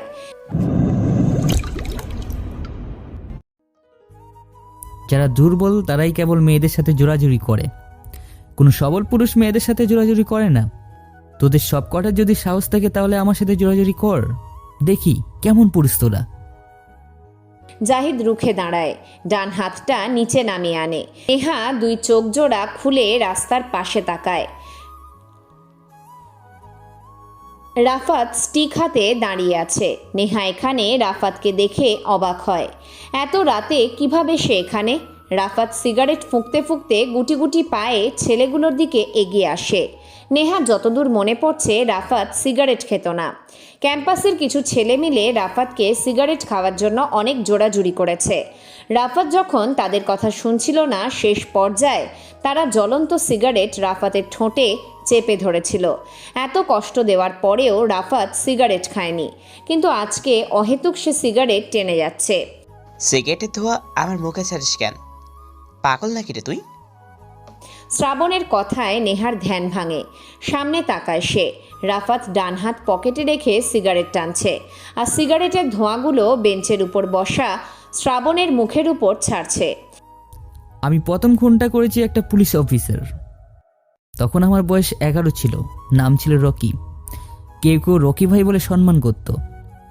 কিছুদিন পর কয়েকটা ছেলে নিয়ে নিজে একটা গ্যাং তৈরি করি। খুব করে ক্ষমতার নেশা লেগেছিল, তাই একটা বড় ভাইয়ের কথা শুনে এলাকার এমপিকে মেরে দিই। এটা দ্বিতীয় খুন। বয়স ছিল 15। নাম ছিল আরিয়া। যখন আমি তৃতীয় নম্বর খুনটা করি, তখন সবার কাছে পরিচিত হয়ে উঠি। এক নামে সবাই চিনে, আরিয়া ভাই। কিরে, এগুলো বলে আমায় ভয় দেখাচ্ছিস? 287টা মার্ডার করেছি। একটার প্রমাণ আজ পর্যন্ত কেউ খুঁজে পায়নি। যদি আমার মার্ডারের সংখ্যা 291 করাতে না চাস, তাহলে মেয়েটাকে ছেড়ে ভালোই ভালোই কেটে পড়।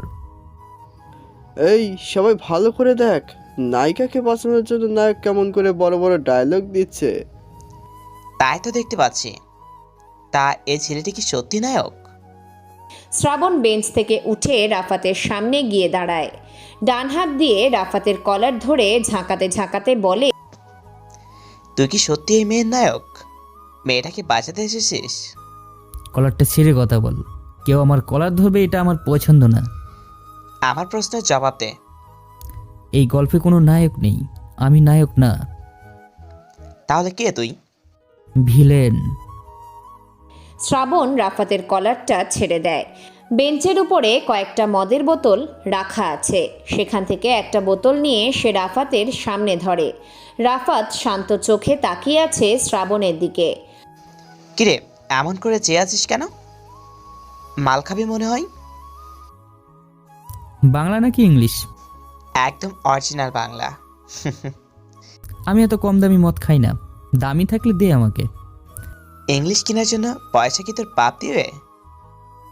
রাফাত ঠোঁটের কোণে সিগারেটটা রেখে ডান হাত মুষ্টিবদ্ধ করে শ্রাবণের বুকের ডান পাশে জোরে একটা ঘুষি মারে। শ্রাবণ ছিটকে একটু দূরে গিয়ে মদের বোতলটা রাস্তায় পড়ে ভেঙে গেছে। তরল জাতীয় পদার্থগুলো পিচ ঢালা রাস্তায় মিশে একাকার। রাফাত সিগারেটে লম্বা করে একটা টান দেয়। শ্রাবণ বুকের ডান পাশে তীক্ষ্ণ ব্যথা অনুভব করছে। সে রাস্তা থেকে উঠে দাঁড়িয়ে রাফাতকে যে কিছু বলবে এমন শক্তিও যেন সে হারিয়ে ফেলেছে। বেঞ্চের উপর বসে থাকা দুটো ছেলের মধ্যে একটা ছেলে রাফাতকে মারতে যাবে, তখনই রাফাত তাকে আটকিয়ে সবার উদ্দেশ্যে বলতে থাকে, যে আসবি সে মার খাবি, আর যে চুপচাপ বসে থাকবি তার শরীরে আমার হাত পর্যন্ত স্পর্শ করবে না।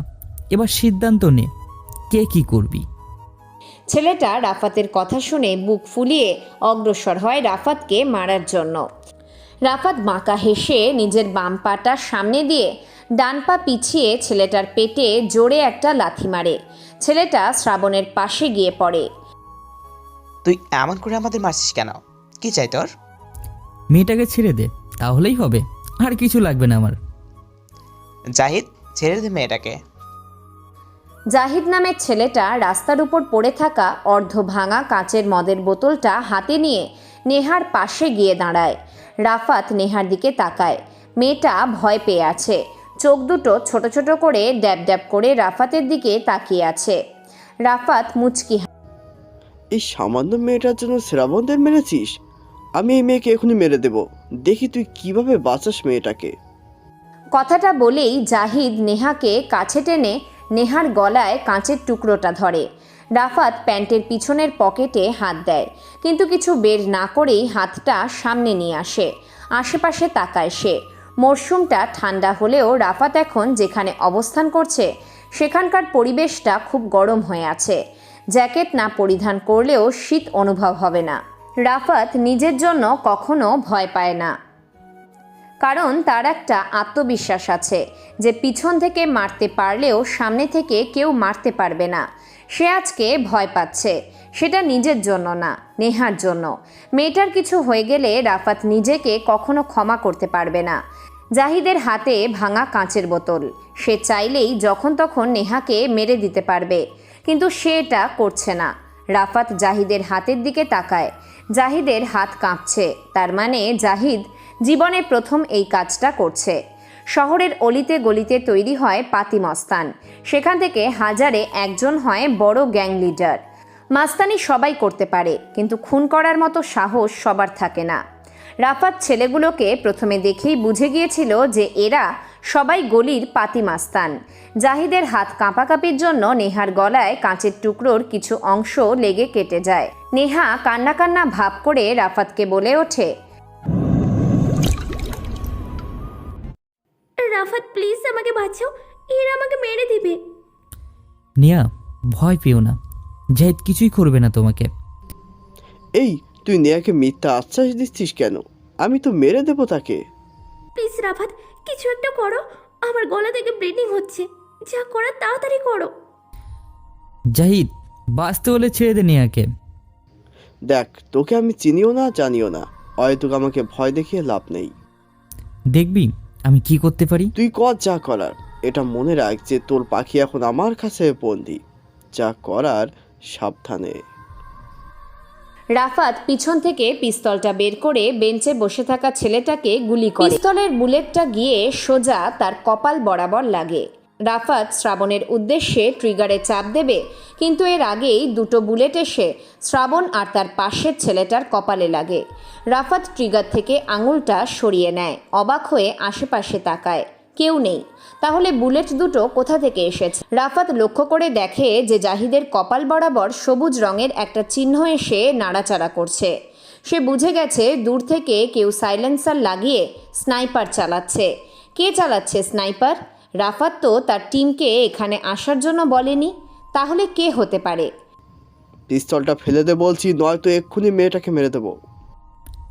মেরে দে মেয়েটাকে। আমি কিন্তু মিথ্যে বলছি না, সত্যি সত্যি কিন্তু মেরে দেবো। আমিও মিথ্যা বলছি না, সিরিয়াসলি বলছি, তুই মেরে দে মেয়েটাকে, তারপর তোকে আমি মেরে দিব।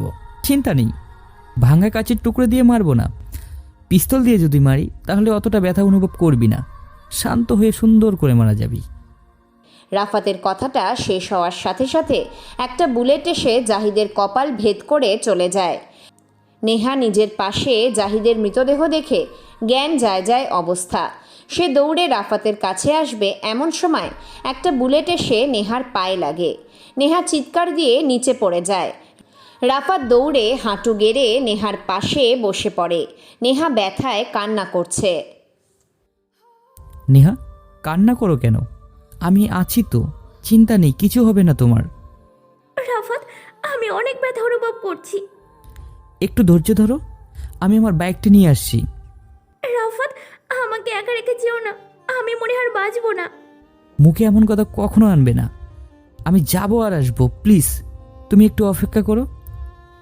আজকে না আমার খুব হাসি পাচ্ছে, জানো কেন? অহেতুক এগুলো না বলে চুপচাপ করে থাকো। জানো রাফাত, মানুষ এমন একটা জাতি যে সারা জীবন আফসোস করে, মৃত্যুর আগে মুহূর্তে তারা আফসোস করে। আমি জানি আজকে আমি আর জীবিত অবস্থায় বাসায় যেতে পারবো না, আমার মৃতদেহটা যাবে। রাফাত, আমার একটা রিকোয়েস্ট রাখবে? হ্যাঁ বলো, কি রিকোয়েস্ট তোমার? ক্যাম্পাসের করা ভুলগুলোকে মাফ করে দেওয়া যায় না? নেহা, আমি কিছু রাফাত কথাটা শেষ করতে পারেনি। এর আগেই স্নাইপারের একটা বুলেট এসে নেহার বুকে লাগে। নেহার মুখ দিয়ে গলগল করে রক্ত বের হতে থাকে। নেহা রাফাতের ডান হাতটা চেপে ধরে। মৃত্যুর কঠিন যন্ত্রণা গ্রাস করেছে নেহাকে। এবার আর কেউ তাকে মৃত্যুর হাত থেকে বাঁচাতে পারবে না। নেহা গলার স্বর অস্পষ্ট উচ্চারণ করে একটা বাক্য বলে ওঠে, রাফাত, আমাকে মাফ করে দিও। মৃত্যুর কঠিন মুহূর্ত পেরিয়ে চলে যায় নেহা। তার মুখ আর বুক থেকে এখনও তাজা রক্তগুলো ঝরে পড়ছে পিচ ঢালা রাস্তার উপর। রাফাত অনুভব করছে তাজা রক্ত যে কতটা গরম। আগুনের তাপের থেকেও অধিক গরম মানুষের রক্ত। রাফাত জোরে জোরে চিৎকার দিয়ে বলে ওঠে, কার এত সাহস হয়ে গেছে? সাহস যদি এতই আকর্ষণীয় হয়ে থাকে তাহলে সামনে আয়, আয় আমার সামনে। কি হলো, দূর থেকে শিয়ালের মতো আক্রমণ করছিস কেন? আমার সামনে এসে স্নাইপার চালা।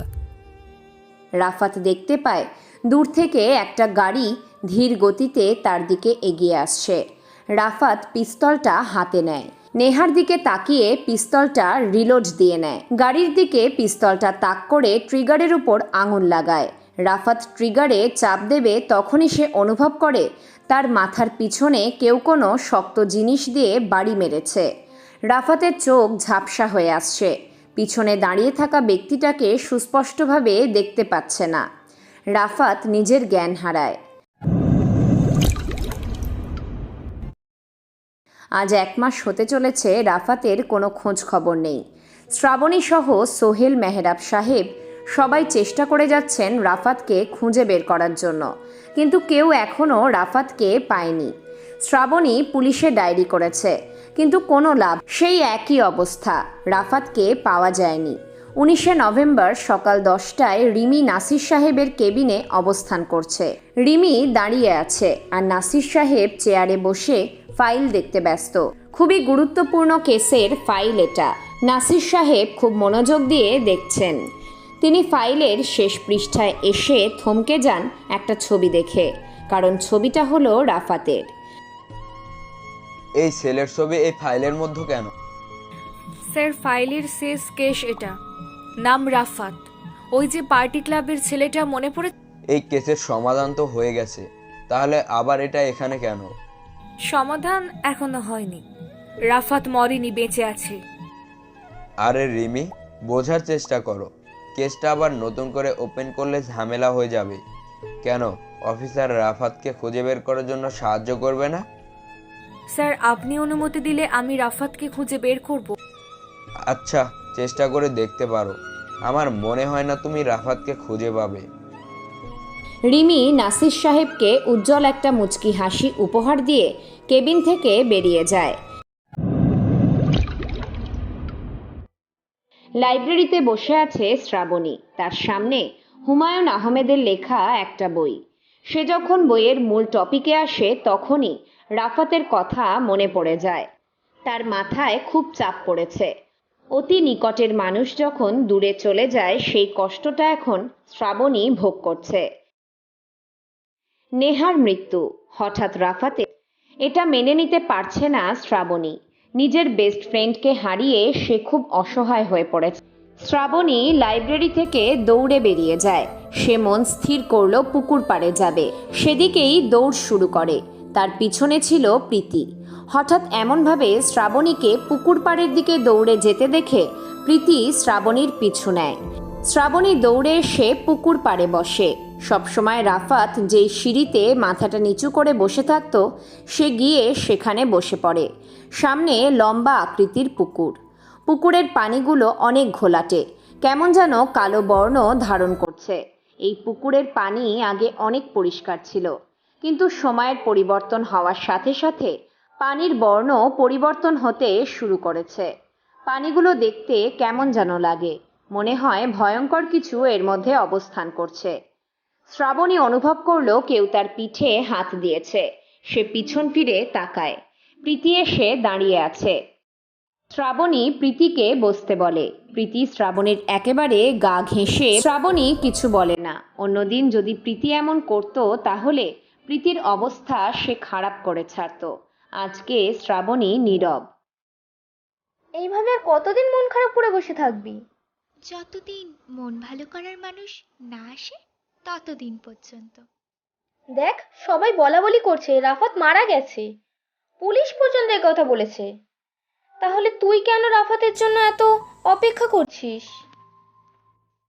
রাফাত মারা যায়নি, সে এখনো বেঁচে আছে। আমি জানি সে আবার আমার মাঝে ফিরে আসবে। ততদিন না হয় আমি অপেক্ষা করি। আমি মানছি রাফাত এখনো বেঁচে আছে, তাহলে সে কেন এখনো তোর সাথে দেখা করেনি? একটা কল পর্যন্ত করেনি। হয়তো রাফাত এমন অবস্থায় আছে যেখান থেকে আমার সাথে কন্ট্যাক্ট করার মতো। শ্রাবণী, তোকে বলেও কোনো লাভ হবে না, কারণ তুই রাফাতের প্রেমে অন্ধ। প্রীতি, তুই এখান থেকে চলে যা, আমাকে একা থাকতে দে প্লিজ। আমি চলে যাব ঠিক আছে, কিন্তু তোকে একটা কথা আমি বিশ্বাসের সাথে বলতে পারি যে রাফাত কখনো ফিরে আসবে না, এ কথা মিলিয়ে নিস। প্রীতি কথাটা বলেই শ্রাবণীর পাশ থেকে উঠে দাঁড়ায় আর সেই অবস্থান ত্যাগ করে। এখন শ্রাবণীকে বুঝিয়ে কোনো লাভ হবে না, কেননা তার মাইন্ডে এখন একটা নাম গেঁথে গেছে, সেটা হলো রাফাত। শ্রাবণীর বিশ্বাস রাফাত ফিরে আসবে। সত্যি কি রাফাত ফিরে? বিকেল 4টা, মেহরাব সাহেব নিজের কেবিনে অবস্থান করছেন। ওনার সামনে এমন একজন বসে আছে যে কিনা রাফাত বেঁচে আছে নাকি মারা গেছে সেই সম্পর্কে সব কিছু জানে। মেহরাব নিজেও রাফাতকে অনেক খুঁজেছেন, কিন্তু ব্যর্থ হয়ে ফিরে এসেছেন। মেহরাব সাহেবের সামনে বসে থাকা ছেলেটার নাম আছিফ, যাকে এই শহরের ছোট থেকে বড় সবাই এক নামে চেনে। আছিফ ভাই নামটা ছোট হলেও কাজ করে অনেক বড় বড়, ক্ষমতাও কম নয়। রাজনৈতিক নেতাদের সাথে ভালো সম্পর্ক তার। এছাড়াও নিজের একটা বড় পরিচয় আছে, সেটা হলো সে বর্তমানে ঢাকা শহরের কিং। দুজন দুজনের দিকে তাকিয়ে আছে, কেউ কিছু বলছে না, নীরবে সিগারেট টানছে। অনেকক্ষণ তো হলো চুপ করে আছেন, কিছু বলছেন না কেন? আমি কি বলবো, যা কথা সব তো তোমার কাছে, এখন তুমি বলবে, আমি শুধু শুনবো। কথা বললে অনেক কথা বলা যাবে, কিন্তু সেই কথার মধ্যে গুরুত্বপূর্ণ কথাটাই বলা হয়ে উঠবে না। তাই তো আমি অহেতুক কথা একটু কম বলি আর গুরুত্বপূর্ণ কথাটা একটু বেশি বলি। রাফাত এখনো মরে যায়নি, বেঁচে আছে সে।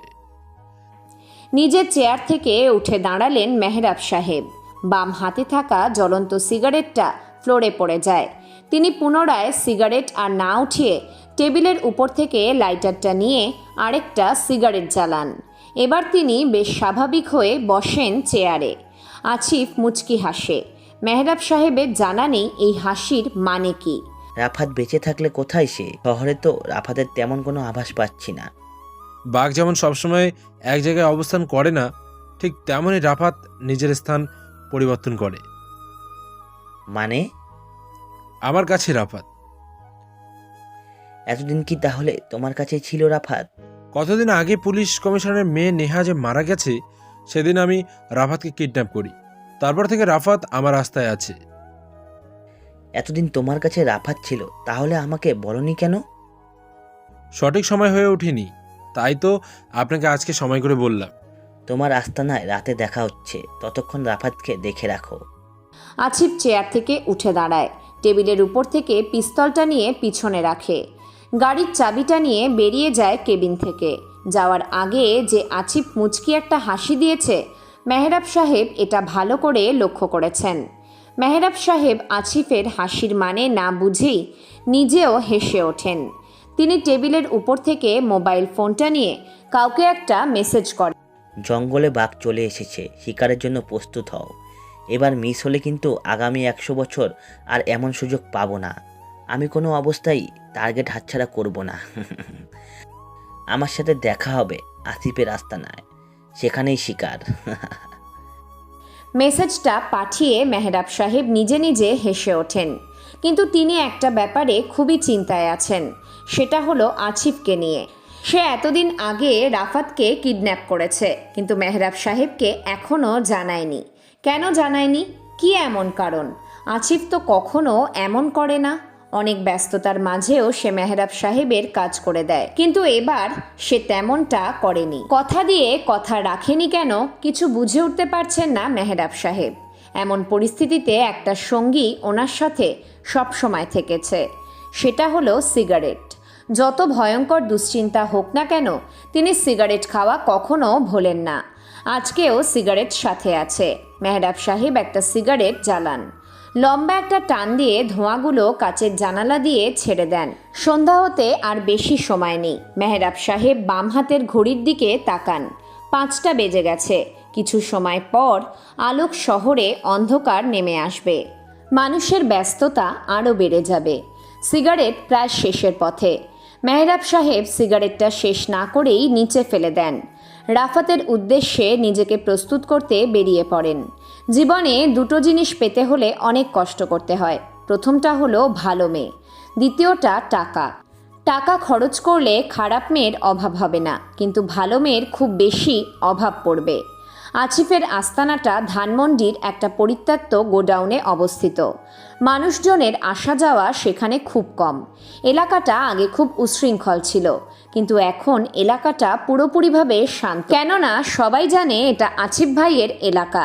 এখানে কিছু করার আগে আসিফ ভাইয়ের অনুমতি লাগে। ভুল করলে তার মৃত্যু অনিবার্য।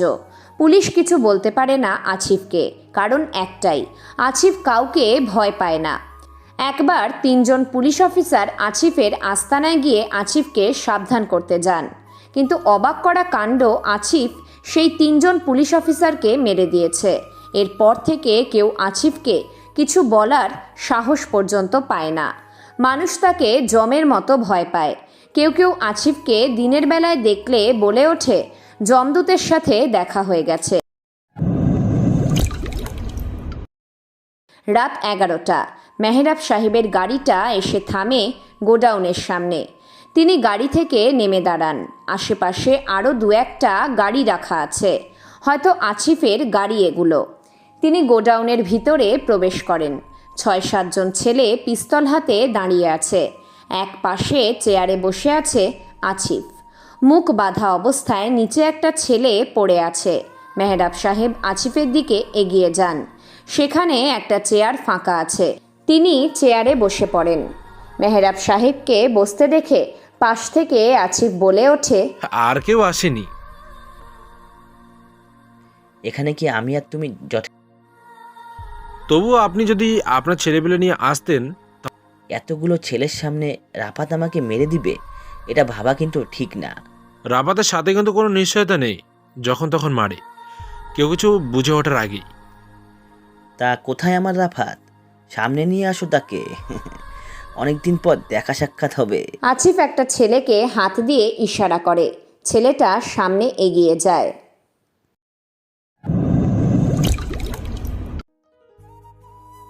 নিস্তব্ধ শীতের রাত। শহরটা কুয়াশায় ঢেকে গেছে। তবুও একদল সৈনিক বেরিয়ে গেছে নিজেদের শিকারের জন্য। মেহরাব সাহেব পায়ের উপর পা তুলে বসে আছে। সামনে রাফাত, তার কপাল বেয়ে তাজা রক্ত ঝরছে। কিছুক্ষণ আগে যখন একটা ছেলে রাফাতকে মেহরাব সাহেবের সামনে নিয়ে আসে, তখন মেহরাব সাহেব রাফাতের কপালে স্টিক দিয়ে বাড়ি মারে, যার কারণে এখন তার কপাল বেয়ে রক্ত পড়ছে। কোনো হেতু ছাড়াই রাফাতকে বাড়ি মারার কারণ তো সে জানে, যে তাকে বাড়ি মেরে। কেমন লাগছে রাফাত? আশা করি তোর ভালো লাগছে না, কিন্তু আমার বড্ড ভালো লাগতেছে। রাফাত কোনো শঙ্কা ছাড়াই মাথাটা নিচু করে হি হি করে হাসতে থাকে। মেহরাব জানে রাফাত এখন হাসবে, কেননা যতক্ষণ পর্যন্ত না পরিবেশটা রাফাতের মনের মতো হবে ততক্ষণ পর্যন্ত সে কারো শরীরে। মেহরাব সাহেব নিজেও চায় পরিবেশে যেন কোনো বিশৃঙ্খলা সৃষ্টি না হয়, কিন্তু রাফাতের ঠোঁটে হাসির রেখা দেখে ওনার একটুও ভালো লাগছে না। তিনি হাতে স্টিকটা দিয়ে রাফাতকে আবার বাড়ি মারতে যাবেন, তখনই পাশ থেকে আসিফ বাধা দিয়ে বলে ওঠে, রাফাতকে আরো 2-1টা বাড়ি মারলে সে মরে। এত আগে মরবে না, অনেক শক্তি তার শরীরে। আজকে ধীরে ধীরে তার সমস্ত শক্তি শেষ করে দিই। রাফাতকে ড্রাগস দেওয়া হয়েছে, বেশি রক্তপাত হলে রাফাত তাহলে এখন মারবো না, তিলে তিলে শেষ করে দিব তাকে। আজকে সে বুঝতে পারবে মেহরাব কেমন হিংস্র। আমি নিজেই কতটা হিংস্র যে এটা আপনি মেহরাব চিন্তাও করতে পারবেন না, কারণ আপনার মাইন্ড অতটা বিগ্র হয়ে যায়নি যে আমার হিংস্রতা পরিমাপ করতে পারবে। একটা কথা সবসময় মনে রাখবেন, রাফাতকে যতই নেশাজাতীয় দ্রব্য খাওয়ানো হোক না কেন, সে কখনো নেশায় আসক্ত হবে না। মাথাটা নিচু করে ঠিক আগের অবস্থায় বসে কথাটা বলেছে রাফাত। মেহরাব সাহেব হাসে। তিনি গিয়ে রাফাতের লম্বা লম্বা চুলে হাত দেয়। আমার পছন্দের মধ্যে তোর চুল একটা। আমি জীবনে অনেক মাফিয়া দেখেছি, কিন্তু তোর মতো কাউকে দেখিনি। জানি না আজকের পর থেকে আর একজন মাফিয়ার যেমন বৈশিষ্ট্য থাকা দরকার সব কিছু তার মধ্যে আছে, কিন্তু আজকে কিছু। একটা কথা কি জানেন মেয়র সাহেব, আমি কাউকে ভয় পাই না, সবাই আমাকে ভয় পায়। আপনি আজ আমাকে এখানে মারতে পারবেন না। এত আত্মবিশ্বাস! আপনার চোখে আমি ভয় দেখতে পারছি না।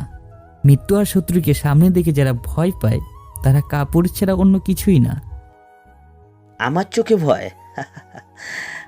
আশেপাশে একটু তাকিয়ে দেখ, সবগুলো লোক আমার। যদি একটা ইশারা করি তাহলে তোর মতো 10টা রাফাতের লাশ ফেলে দিবে, 1 মিনিট চিন্তাও করবে না। বড্ড বেশি হাসি পাচ্ছে আমার। কি হলো, হাসতে? মৃত্যুর ভয়ে পাগল হয়ে গেছিস নাকি? মৃত্যুকে ভয় পাবো আমি? আচ্ছা মেহরুব সাহেব, আপনার কি মনে আছে মিরাজের কথা? মেহরাব সাহেব রাফাতের কথা শুনে বুঝতে পারছেন না সে কোন মিরাজের কথা বলছে। মেহরাব দুটো মিরাজকে চেনেন, একটা ড্রাকুলার মিরাজ, আরেকজন ওনার আপন ছোট ভাই, যে আন্ডারকভার পুলিশ অফিসার ছিল, কিন্তু সে আর বেঁচে সন্ত্রাসীদের হাতে মারা গেছে। মেহরাবের তার ছোট ভাইয়ের কথা মনে পড়লেই মনটা খারাপ হয়ে যায়। এখন যেমনটা হয়েছে। রাফাত মুচকি হাসে। কি হলো মনে?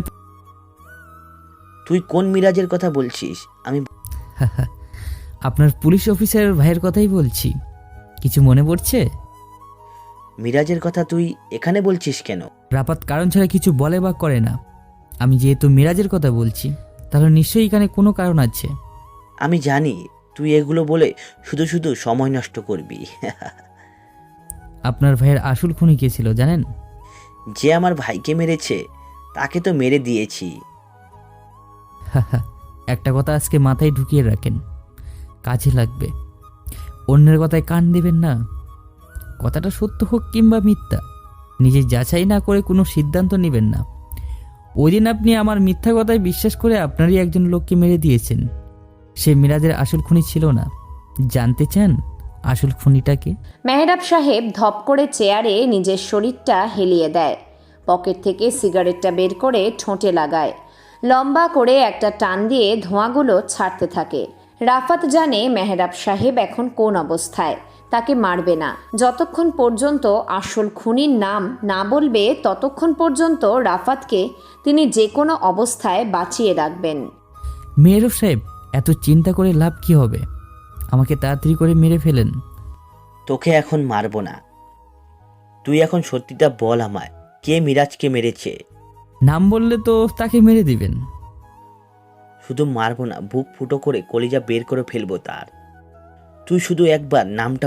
মোশাররফ সাহেব। মোশাররফ? মোশাররফ মেরেছে মিরাজকে? আরে না, মোশাররফ মারতে যাবে কেন? মোশাররফ সাহেবের মেয়ে নীলা মেরেছে মিরাজকে। কি? নীলা মারবে কেন? পাগল হয়ে গেছিস নাকি? আমি জানতাম আপনি বিশ্বাস করবেন না, তার জন্য প্রমাণের ব্যবস্থাই করে রেখেছি। আপনি আসিফকে জিজ্ঞাসা করে দেখেন সে কি বলে। মেহরাব সাহেব আসিফের দিকে তাকায়। সে চেয়ারে স্থির হয়ে বসে আছে আর দুজনের কথোপকথন মনোযোগ দিয়ে শুনছে। মেহরাব সাহেব আসিফকে জিজ্ঞেস করেন, আসিফ, সে যা বলছে এটা কি সত্যি? স্যার, আপনার ভাই মিরাজকে নীলা মেরেছে। আমি নীলাকে মেরে মিরাজের আত্মার শান্তির জন্য আমি যেমন প্রাণ দিতে পারি, ঠিক তেমনই প্রাণ নিতেও পারি। এবার তাহলে রাফাতকে তাড়াতাড়ি শেষ করে দিন। এখন মারবো না। তাহলে কখন মারবেন? সবাই নষ্ট করা কিন্তু ঠিক হবে না। আমি চাই না রাফাত আমার হাতে এত সহজে মারা যাক, অনেক হিসেব এখনো বাকি আছে। আসিফ রাফাতের দিকে তাকায়। রাফাত আসিফকে লক্ষ্য করে একটা মুচকি হাসি দেয়। তার বিপরীতে আসিফও রাফাতকে মুচকি হাসি উপহার দেয়। গোডাউনে একটা গাড়ি এসে থাকে। শব্দ করে গাড়ির দরজা বন্ধ করার আওয়াজে সবাই সেদিন গাড়ি থেকে সোহেল নামে রাফাতের ঠোঁটের কোণে হাসি ফোটে, কিন্তু নিমেষেই আবার হাসিটা উধাও হয়ে যায় সোহেলের পিছনে নীলাকে দেখে। দুজন একই সাথে এক গাড়িতে করে এখানে আসবে ভাবতেই পারেনি রাফাত। সোহেল আর নীলা দুজন দুটো চেয়ারে বসে পড়ে। সোহেল চেয়ারে বসতে না বসতে একটা সিগারেট জ্বালায়। এটা তার প্রতিদিনকার অভ্যাস, সহজে পাল্টানো সম্ভব না। সোহেল রাফাতের দিকে তাকিয়ে ছোট করে হাসি দিয়ে, রাফাত, তোর কপাল বেয়ে দেখছি রক্ত পড়ছে। কে মেরেছে তোকে? কার এত সাহস যে আমার বন্ধুকে মেরেছে? যার পাশেই বসে আছিস সে। কে, আসিফ নাকি মেহরাব সাহেব? আমার শ্রদ্ধেয় গুরুজন মেহরব সাহেব। মেহরাব সাহেব? আমার বিশ্বাস হয় না। তিনি তোকে কতটা পছন্দ করে এটা তুই নিজেও জানিস না। ওনার নামে মিথ্যা না বললেও পারিস। আমি কি মেয়ে যার কারণে মেহরব সাহেব আমাকে পছন্দ করে? তুই মেয়ে হতে যাবি কেন? তুই তো ছেলে।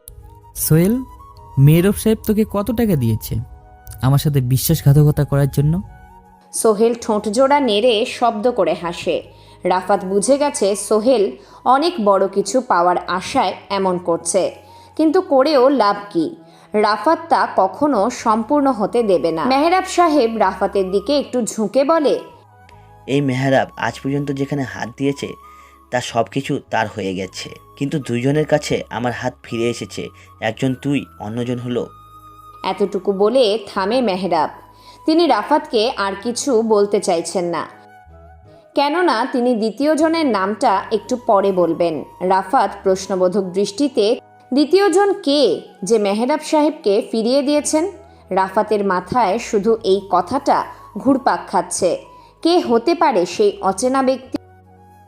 মেহরাব সাহেব, রাফাত, আর অন্যজন সেটা কে?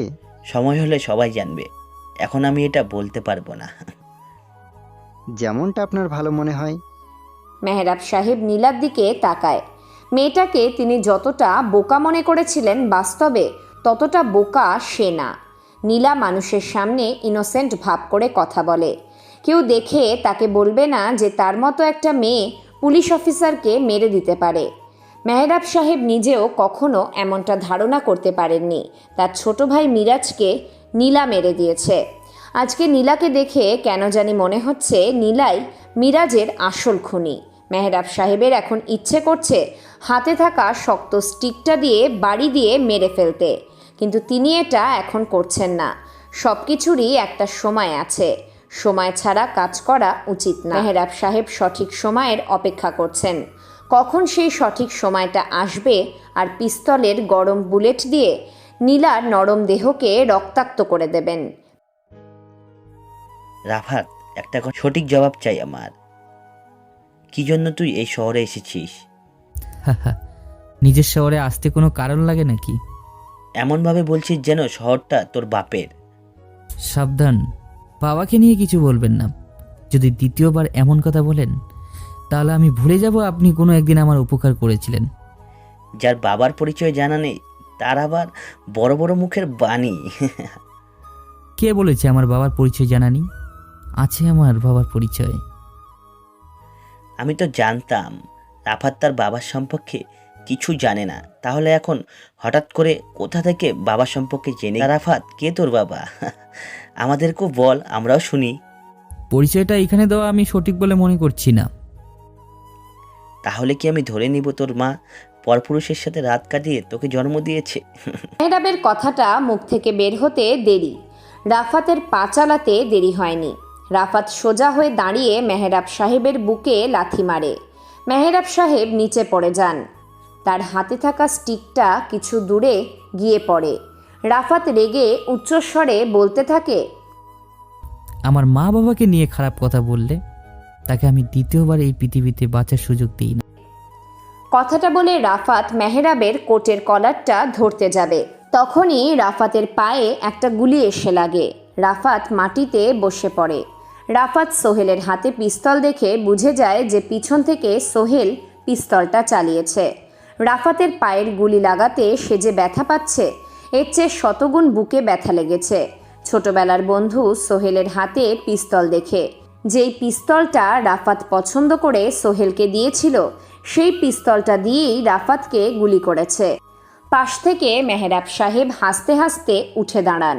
দুই হাত দিয়ে দুবার তালি দিয়ে বলতে থাকেন, রাফাত, তোর প্রাণপ্রিয় বন্ধু সোহেল প্রথম গুলিটা তোর উদ্দেশ্যেই চালিয়েছে, কেমন লাগলো? মেহরাব সাহেব, কোন এক রাতের আধারে আপনাকে বলেছিলাম রাফাতের শরীরে প্রথম গুলিটা আমিই চালাবো। কথাটা কিন্তু রেখেছি। আমি জানি তোমাকে দিয়েই সম্ভব রাফাতের মতো এত বড় গ্যাংস্টারকে শেষ করা। ব্যথায় রাফাতের গলা দিয়ে স্বর বের হচ্ছে না। ঢোক গিলে কোনো মতে গলাটা হালকা ভিজিয়ে নেয়।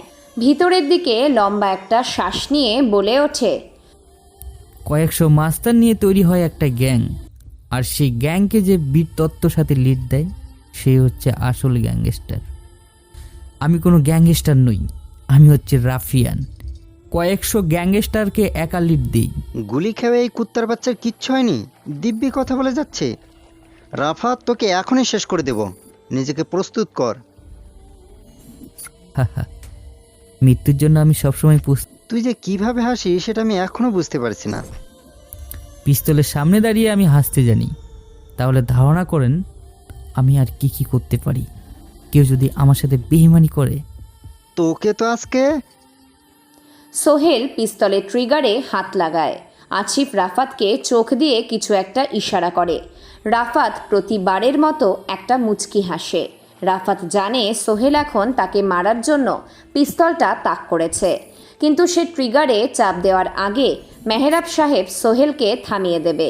কিন্তু কেন থামাবে এটা রাফাত আর মেহরাব সাহেবই ভালো জানে। সোহেল ট্রিগারে চাপ দেবে এমন অবস্থায় সোহেল, রাফাতকে শেষ করার সময় এখনও আসেনি। আমি যখন বলবো তখন মেরে দিবে। এখন পিস্তলটা রেখে দাও সযত্নে। মেহরাব সাহেবের কথায় সোহেল পিস্তলটা রাফাতের দিক থেকে সরিয়ে আনে। ভীষণ রাগ লাগছে তার। রাফাতকে এত কাছ থেকে মারার চান্স পেয়েও সময় নিয়ে মারতে হবে। সোহেল বেশিক্ষণ অপেক্ষা করতে পারে না। কেমন যেন নিজের কাছে বিরক্ত লাগে। মানুষজন যে কিভাবে এত অপেক্ষা করতে পারে সোহেল এটা ভেবে পায় না। সে একটা কাজ করার জন্য বেশি সময় অপচয় করে না।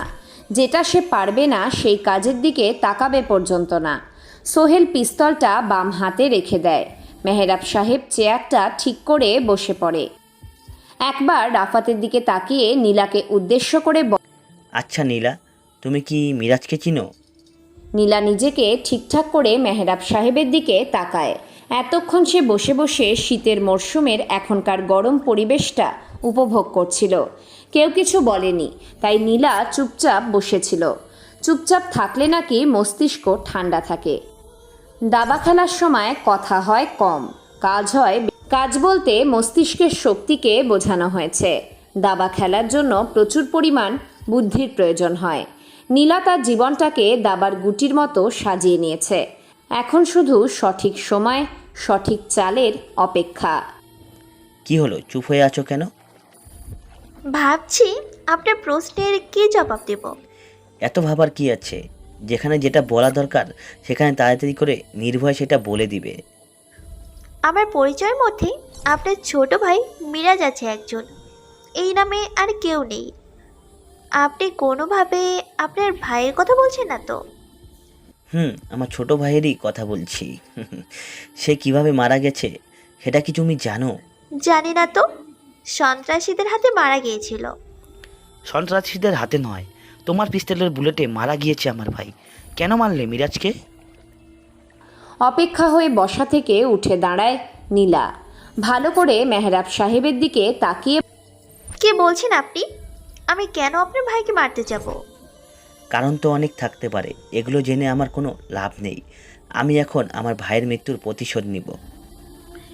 প্রতিশোধ নেবেন সেটা তো ভালো কথা, কিন্তু আসল খুনিটাকে সেটা তো খুঁজে বের করতে হবে। খুনি তো তুমি, যে এখন আমার সামনে দাঁড়িয়ে আছো। আচ্ছা মেহরাব সাহেব, আপনাকে কে বলেছে যে নীলা মিরাজকে খুন করেছে? কে আবার? রাফাত আমাকে বলেছে। এইবার বুঝতে পেরেছি আসল রহস্যটা কি।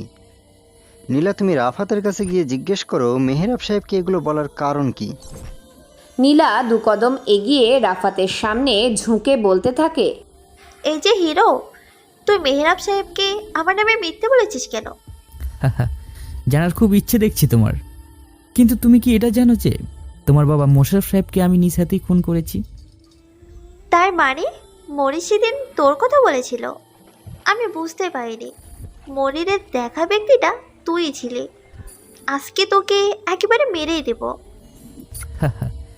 বাঘের সামনে দাঁড়িয়ে তুমি যদি তাকে মৃত্যুর হুমকি দাও, তাহলে বাঘ তোমাকে কি করবে তার আমাকে বলে দিতে হবে না।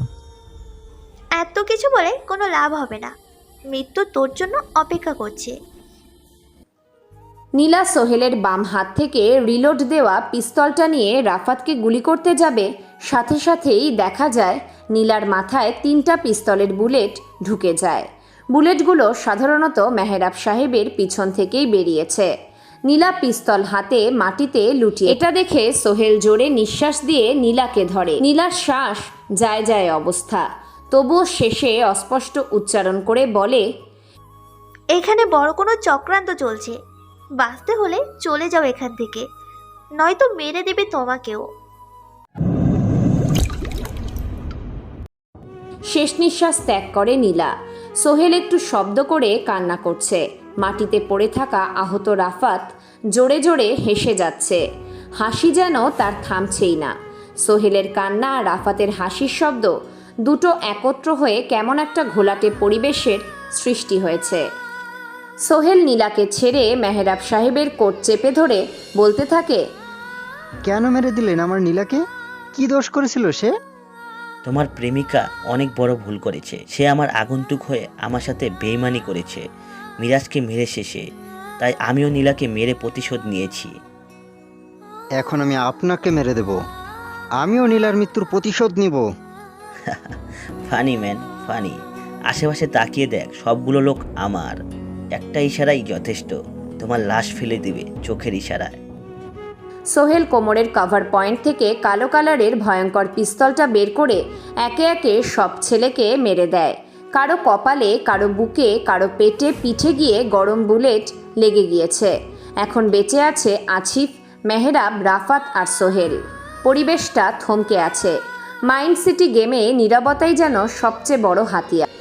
মেরে দিয়েছি সবগুলো ছেলেকে, এখন সময় এসেছে আপনার। কঠিন মৃত্যুর জন্য নিজেকে প্রস্তুত করুন। সোহেলের কথার মাঝপথে তার মুখ বন্ধ হয়ে যায়। মুখ থেকে একটা শব্দ বেরিয়ে আসে, আহ, শেষ আমি। সোহেল মেহরাব সাহেবের মুখের হাসি দেখে পিছনে ফিরে তাকায়। একটা বাক্সের সাথে হেলান দিয়ে পিস্তল হাতে মাথাটা নিচু করে বসে আছে রাফাত। সোহেলের বুঝতে অসুবিধা হয়নি রাফাতই যে গুলিটা করেছে। মেহরাব সোহেলের পিঠে লাথি মারে, সোহেল নিচে পড়ে যায়। মুখটা রাফাতের ডান পা বরাবর। মায়াবী মুখটায় এখনও সেই ছোটবেলার ছাপ সে দেখতে পাচ্ছে, কিন্তু রাফাতের কিছু করার নেই। যে বেইমানি করে কখনো তাকে বাঁচিয়ে রাখে না রাফাত। সোহেলের সাথেও এর ব্যতিক্রম হলো না। সোহেল ব্যথিত গলায় রাফাতকে উদ্দেশ্য করে বলে, পিছন থেকে গুলিটা না করলেও পারতি। সামনে থেকে গুলি করতে গেলে আমার হাত ট্রিগার পর্যন্ত যেত না। আমি সবসময় শত্রুকে সামান থেকেই মারি, কিন্তু তুই ছিলি বন্ধু নামে বেইমান, তাই পিছন থেকে এই গুলিটা করেছি, পারলে মাফ করে দিস। সোহেলকে আর কিছু বলতে না দিয়ে রাফাত আরেকটা গুলি চালায় সোহেলের মাথা বরাবর। সোহেল সারা জীবনের জন্য নিস্তব্ধ হয়ে গেছে। কেউ চাইলেও তাকে আর জাগাতে পারবে না। এক বন্ধুর গুলিতে অন্য বন্ধুর মৃত্যু। এটা কালকে সকালে সংবাদপত্রের শিরোনাম হিসেবে থাকবে। কেমন হবে রাফাত বিষয়টা? মেয়র সাহেব, অনেক সময় হয়েছে, আমি আর আপনাকে বেশি সময় দিতে পারবো না। আপনি প্রস্তুত হন মৃত্যুর জন্য। কে মারবে আমায়? তুমি রাফাত, যে কিনা এখন করোনায় বেঁচে আছে। আসিফ, রাফাতকে মেরে দাও, আমি একটু সিগারেটটা টেনে আসি। আসিফ নিজের জায়গায় দাঁড়িয়ে থাকে, এক চুল পরিমাণ নিজের অবস্থান ত্যাগ করে না। মেহরাব সাহেব ঠিকই সিগারেট জ্বালিয়েছেন, কিন্তু আসিফ এখনও রাফাতকে কিছু বলেনি। কি হলো আসিফ, মূর্তির মতো দাঁড়িয়ে আছো কেন? রাফাতকে কিছু বলো। চাপ নিয়েন না মেয়র সাহেব, আসিফ আমাকে কোনো অবস্থায় মারবে না। সে তো আমার বুদ্ধিতেই আপনাকে এইখানে নিয়ে এসেছে। মানে কি বলতে চাচ্ছ তুমি? মানেটা না হয় আমি বলি। রাফাত ভাইয়ার আন্ডারে আমি অনেকদিন যাবৎ কাজ করি। এটা আমি আর আমার লোকেরা ছাড়া আর কেউ জানে না। গত 1 মাস রাফাত ভাই শহরের বাইরে একটা মিশনে ছিল, যার কারণে কেউ তাকে দেখতে পায়নি। শুধু আমি জানতাম ভাই কোথায় ছিল। গতকাল আমরা দুজনে মিলে একটা গেম খেলি, যেটাতে আপনি ভুল করে পা দিলেন, আর আজকে এখানে দাঁড়িয়ে আছেন। এখন মৃত্যুর জন্য প্রস্তুত হন।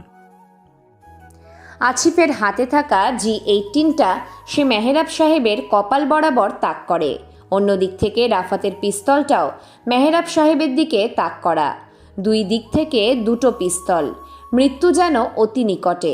মেহরাব সিগারেটে একটা টান দিয়ে চেয়ারে পায়ের উপর পা তুলে আরাম করে বসে আছে আর শব্দ করে হাসছে, যেই হাসিটা এই গোডাউনের ভিতরই রয়ে যাবে। রাফাত অবাক হয় মেহরাবের এমন হাসি দেখে। সে চিন্তা করে, কি কারণে মেহরাব এমন একটা পরিস্থিতিতে হাসছে? মনের ভিতর কি মৃত্যুর ভয় কি 1%ও নেই? কি হলো, আপনি এমনভাবে হাসছেন কেন? রাফাত যেমন কোনো কারণ ছাড়া হাসে না, ঠিক তেমনই মেহরাবও কোনো কারণ ছাড়া হাসে না। কারণ তো অবশ্যই একটা আছে। ও, আমাকে কফি করা, তাই না? কপি না, এটা নিজে কিছু বলার। আচ্ছা রাফাত, তুমি কি জানো তোমার বাবা যে আসল মিস্টার 440? আমি আমার বাবার সম্পর্কে সব জানি, কিন্তু আমার বাবাকে যে খুন করেছে সেটা রহস্য এখনো উদ্ঘাটন করতে পারি। আমি যদি তোমার বাবার খুনিকে বের করে দিই তাহলে কি তুমি আমাকে ছেড়ে? আমি জানি আমার বাবা ঢাকা শহরের কিং ছিল, কিন্তু তার বেস্ট ফ্রেন্ড বেইমানি করে আমার বাবাকে মেরে আমার মাকে নিয়ে চলে গিয়েছে। সে সময় আমার বয়স ছিল 4 বছর। এতটুকুই জানতে আমার সময় লেগেছে 17 বছর। আর আসল খুনিকে এটা জানতে আমার বেশি সময় লাগেনি। মেহরাব সাহেব, আপনি নিজেকে যতই লোকান না কেন, এই রাপাতের সামনে সবাই ধরা পড়ে যায়। আপনিও ধরা পড়ে গেছেন। মানেটা খুব সোজা। আপনি আমার বাবাকে মেরে আমার মাকে নিয়ে চলে আসেন আর বিয়ে করে সুখে শান্তিতে সংসার করেছেন। আপনার বেঁচে থাকার কোনো অধিকার নেই। রাফাত, আমার কথাটা শুনো। পরপর 4টা বুলেট রাফাতের পিস্তল থেকে বের হয়, আর পাশ থেকে আসিফের পিস্তল থেকেও 4টা বুলেট বের হয়। মেহরাবের সারা শরীর লাল রক্তে রক্তিম হয়ে গেছে। চেয়ারে হেলান দেওয়া অবস্থাতেই তার মৃত্যু হয়। খুনটা নিজে হাতে না করলেও পারতেন। মেয়েলি কণ্ঠে কেউ কথাটি বলে। রাফাত পিছনে ফেরে। নাইট ক্লাবে পরিচয় হওয়া মেয়েটা দাঁড়িয়ে আছে। রাফাত নামটা মনে করার চেষ্টা করল। কি যেন মেয়েটার নাম? পাশ থেকে নিচু স্বরে আসিফ, মেয়েটার নাম রিমি। রাফাতের মনে পড়েছে। রিমি রাফাতের দিকে এগিয়ে আসছে, তার পিছনে কেউ আছে, কিন্তু সেটা কে চেহারা স্পষ্টভাবে বোঝা যাচ্ছে না। রিমি যখন রাফাতের অতি নিকটে, তখনই রিমির পিছন থেকে সেই ব্যক্তিটা বেরিয়ে আসে। আগন্তুকটা যখন রাফাতের সামনে এসে দাঁড়ায়, রাফাত অবাক হয়ে কিছুটা জোরে বলে, শ্রাবণী, তুমি এখানে কিভাবে? আমি তো কিছুই বুঝতে পারছি না। আমি নিয়ে এসেছি। তুমি এখানকার ঠিকানা পেলে কিভাবে? তুমি সব সময় অন্যকে রহস্যের মধ্যে ফেলে রেখেছো। আজ না হয় আমি তোমাকে রহস্যের ভিতর রাখছি। রহস্য রহস্য রহস্য কবে যে সে? আমি গোয়েন্দা বিভাগের একজন কর্মকর্তা। কিছু মাস আগে ঢাকায় আমার পোস্টিং হয়। ঢাকায় আসার সাথে সাথে একটা বড় কেস সামনে চলে আসে। কেসটা সম্পূর্ণ করলে অনেক বড় পদে প্রমোশন হয়ে যাবে। তাই কেসটা নিয়ে ঘাটাঘাটি করে জানতে পারি আন্ডারগ্রাউন্ডের কিং রকি ভাইকে ধরতে হবে। কিন্তু কে রকি ভাই, কেমন তার চেহারার গঠন, কিছুই জানি না আমি। সেই লক্ষ্যে সামনে এগোচ্ছি, তখনই রাফাতের সাথে পরিচয় হয় এক নাইট ক্লাবে। তোমাকে নিয়ে আমার ভিতর অনেক সন্দেহ কাজ করছে, তাই তোমার সম্পর্কে খোঁজ নিয়ে জানতে পারি আন্ডারগ্রাউন্ডের কিং রকি ভাইয়ের আরও কিছু নাম আছে, তার মধ্যে রাফাত অন্যতম। এতটুকু বলে থামে রিমি। রাফাত মনোযোগ দিয়ে শুনছে রিমির কথাগুলো আর মুচকি মুচকি হাসছে। মেয়েটা যে এক রাতের পরিচয় এত দূর চলে আসবে ভাবতে পারেনি রাফাত। গোয়েন্দা বিভাগের অফিসাররা সাধারণত এমনই হয়, যখন তখন যে কাউকে সন্দেহ করে ফেলতে পারে। রিমি ভিতরের দিকে লম্বা একটা শ্বাস নিয়ে আবার, শ্রাবণীর সম্পর্কে আমার মামাতো বোন হয়। তোমার সম্পর্কে জানার জন্য শ্রাবণী আমাকে অনেক সাহায্য করেছে, তাই আজকে আমি এতদূর চলে। রাফাত একটা সিগারেট জ্বালায়। ধীর গতিতে শ্রাবণীর পাশে দাঁড়িয়ে, তার রিমি, তুমি কি আমাকে এখন ধরে থানায় নিয়ে যেতে এসেছো?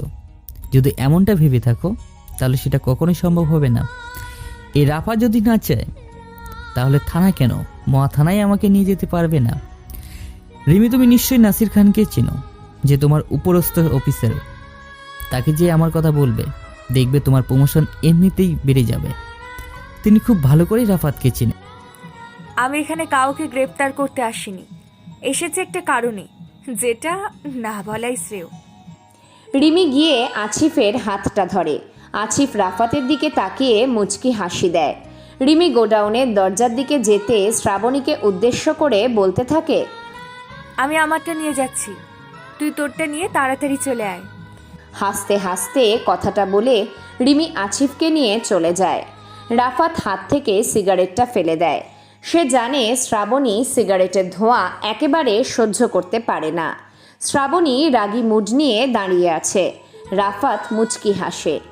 ভালোবাসার মানুষটা রাগ করলে সেই রাগ ভাঙতে কতটাই না ভালো লাগে, সেই অনুভূতিটা হয় আকাশ ছুঁই পরিমাণ। আমার বাবুটা কি রাগ করেছে নাকি? থাক থাক, আর কথা বলতে হবে না। যাকে খুশি বিয়ে কর, তাতে আমার কি? জানিস, মেয়েটা দেখতে ভীষণ সুন্দরী, চোখ দুটো মায়াবী আর ঠোঁট দুটো গোলাপের পাপড়ির মতো। ওকে দেখে মনে হয় যেন স্বর্গ থেকে পরি নেমে এসেছে। থাক থাক, এসব আমাকে শোনাতে হবে না, কাজ চলে যায়। কেন গাজলে কেন? তুই তো আগে আমাকে নিয়ে এইভাবে প্রশংসা করতি, তাই তোর মুখে অন্য কারোর প্রশংসা শুনতে আমার ভালো। আমি জানি তো তুই খুবই হিংসুটে। আমি তো তোকে নিয়ে এমনি এমনি প্রশংসা করতাম। আসলে তো তুই তো পেতনির মতো দেখতে। হয়েছে, যা, আমার সাথে কথা বলতে হবে। ওই রাগ করছিস কেন? তোর সাথে কথা না বলে থাকবো কি করে? কেন? তুই তো স্বর্গের পরীকে পেয়ে গেছিস, তার সাথে কথা বল। তার সাথে তো কথা বলবোই, কিন্তু শুধু ওই স্বর্গের পরীকে দিয়ে আমার পোষাবে না। আমি তোকেও বিয়ে করব, আমার একটা পেতনিও চাই। দরকার নেই, আমি সতীনকে নিয়ে সংসার করতে পারবো না। কেন? আমি সেকেন্ড হ্যান্ড জিনিস পছন্দ করি না, আর আমি আমার ভালোবাসার মানুষকে অন্য কারোর সাথে শেয়ার করতে। তাহলে এখন কি করব আমি? আমার যে তোকেও চাই। আমাকে চাই মানে? তুই কি আমাকে ভালোবাসিস? ভালোবাসি তো। দেখ, আমি তোর কাছে পেতনি হতে পারি, কিন্তু এই পেতনিকে পাওয়া এত সস্তা নয়। জানি তো এই পেতনিটা অনেক দামি। পুরো পৃথিবীতে তুই ছাড়া আর একটি পেতনিও খুঁজে পাওয়া যাবে না। এবার কিন্তু তুই আমাকে ইনসাল্ট করছিস। এই ভুল বুঝিস না প্লিজ, আমি তোকে ইনসাল্ট করছি না। আসলে আমি তোকে একটা জিনিস বোঝাতে চাইছি, তুই বুঝিস না কেন বল? কি বুঝবো? তুই তো জানিস আমি বেশি প্যাচালো কথা জানি তো, তুই তো এই চ্যানেলের অ্যাডমিন, সবসময় ঝগড়া করিস। সেটাই, যা বলার সরাসরি বল। জানিস, আমি না তোর অনেক বড় ফ্যান। তোর চ্যানেলের গল্পগুলো শুনে আমি তোর প্রেমে পড়ে যাই। ও তাই নাকি? বিয়ে করবি আমাকে? না, ওই স্বর্গের পরীকে বিয়ে কর। একটা কথা বলবো? আমি তোকে বললাম না অনেক কষ্ট করে একটা পরীকে পটিয়েছি? বললি তো। তো আমার সেই পরীটাকে জানিস তুই? আমি বিশ্বাস করি না। প্লিজ বিশ্বাস কর। এই দেখ, আমার মাথায় হাত রেখে বলছি। এইভাবে বললে আমি বিশ্বাস করব না। আমার মাথায় হাত রেখে বল। ওকে ওকে, এই নে, তোর মাথায় হাত রেখে বলছি, সে পরীটা তুই। আমি শুধু তোকেই ভালোবাসি। তাহলে আমাকে এতক্ষণ হ্যাজাল। তোকে হ্যাজাতে আমার যে খুব ভালো। I love you. I love you too পাগলি, আই লাভ ইউ টু। দুজন দুজনকে পবিত্র ভালোবাসার আবেশে জড়িয়ে ধরে। রাফাত আর শ্রাবণীর ভালোবাসার বন্ধন বেঁচে থাকবে চিরকাল। মৃত্যু যেন তাদের আলাদা করতে। ফুলের পাশে ভ্রমর যেমন মধুর লোভে ঘোরে, ফুরালে মধু ভ্রমর আবার সরে যায় দূরে।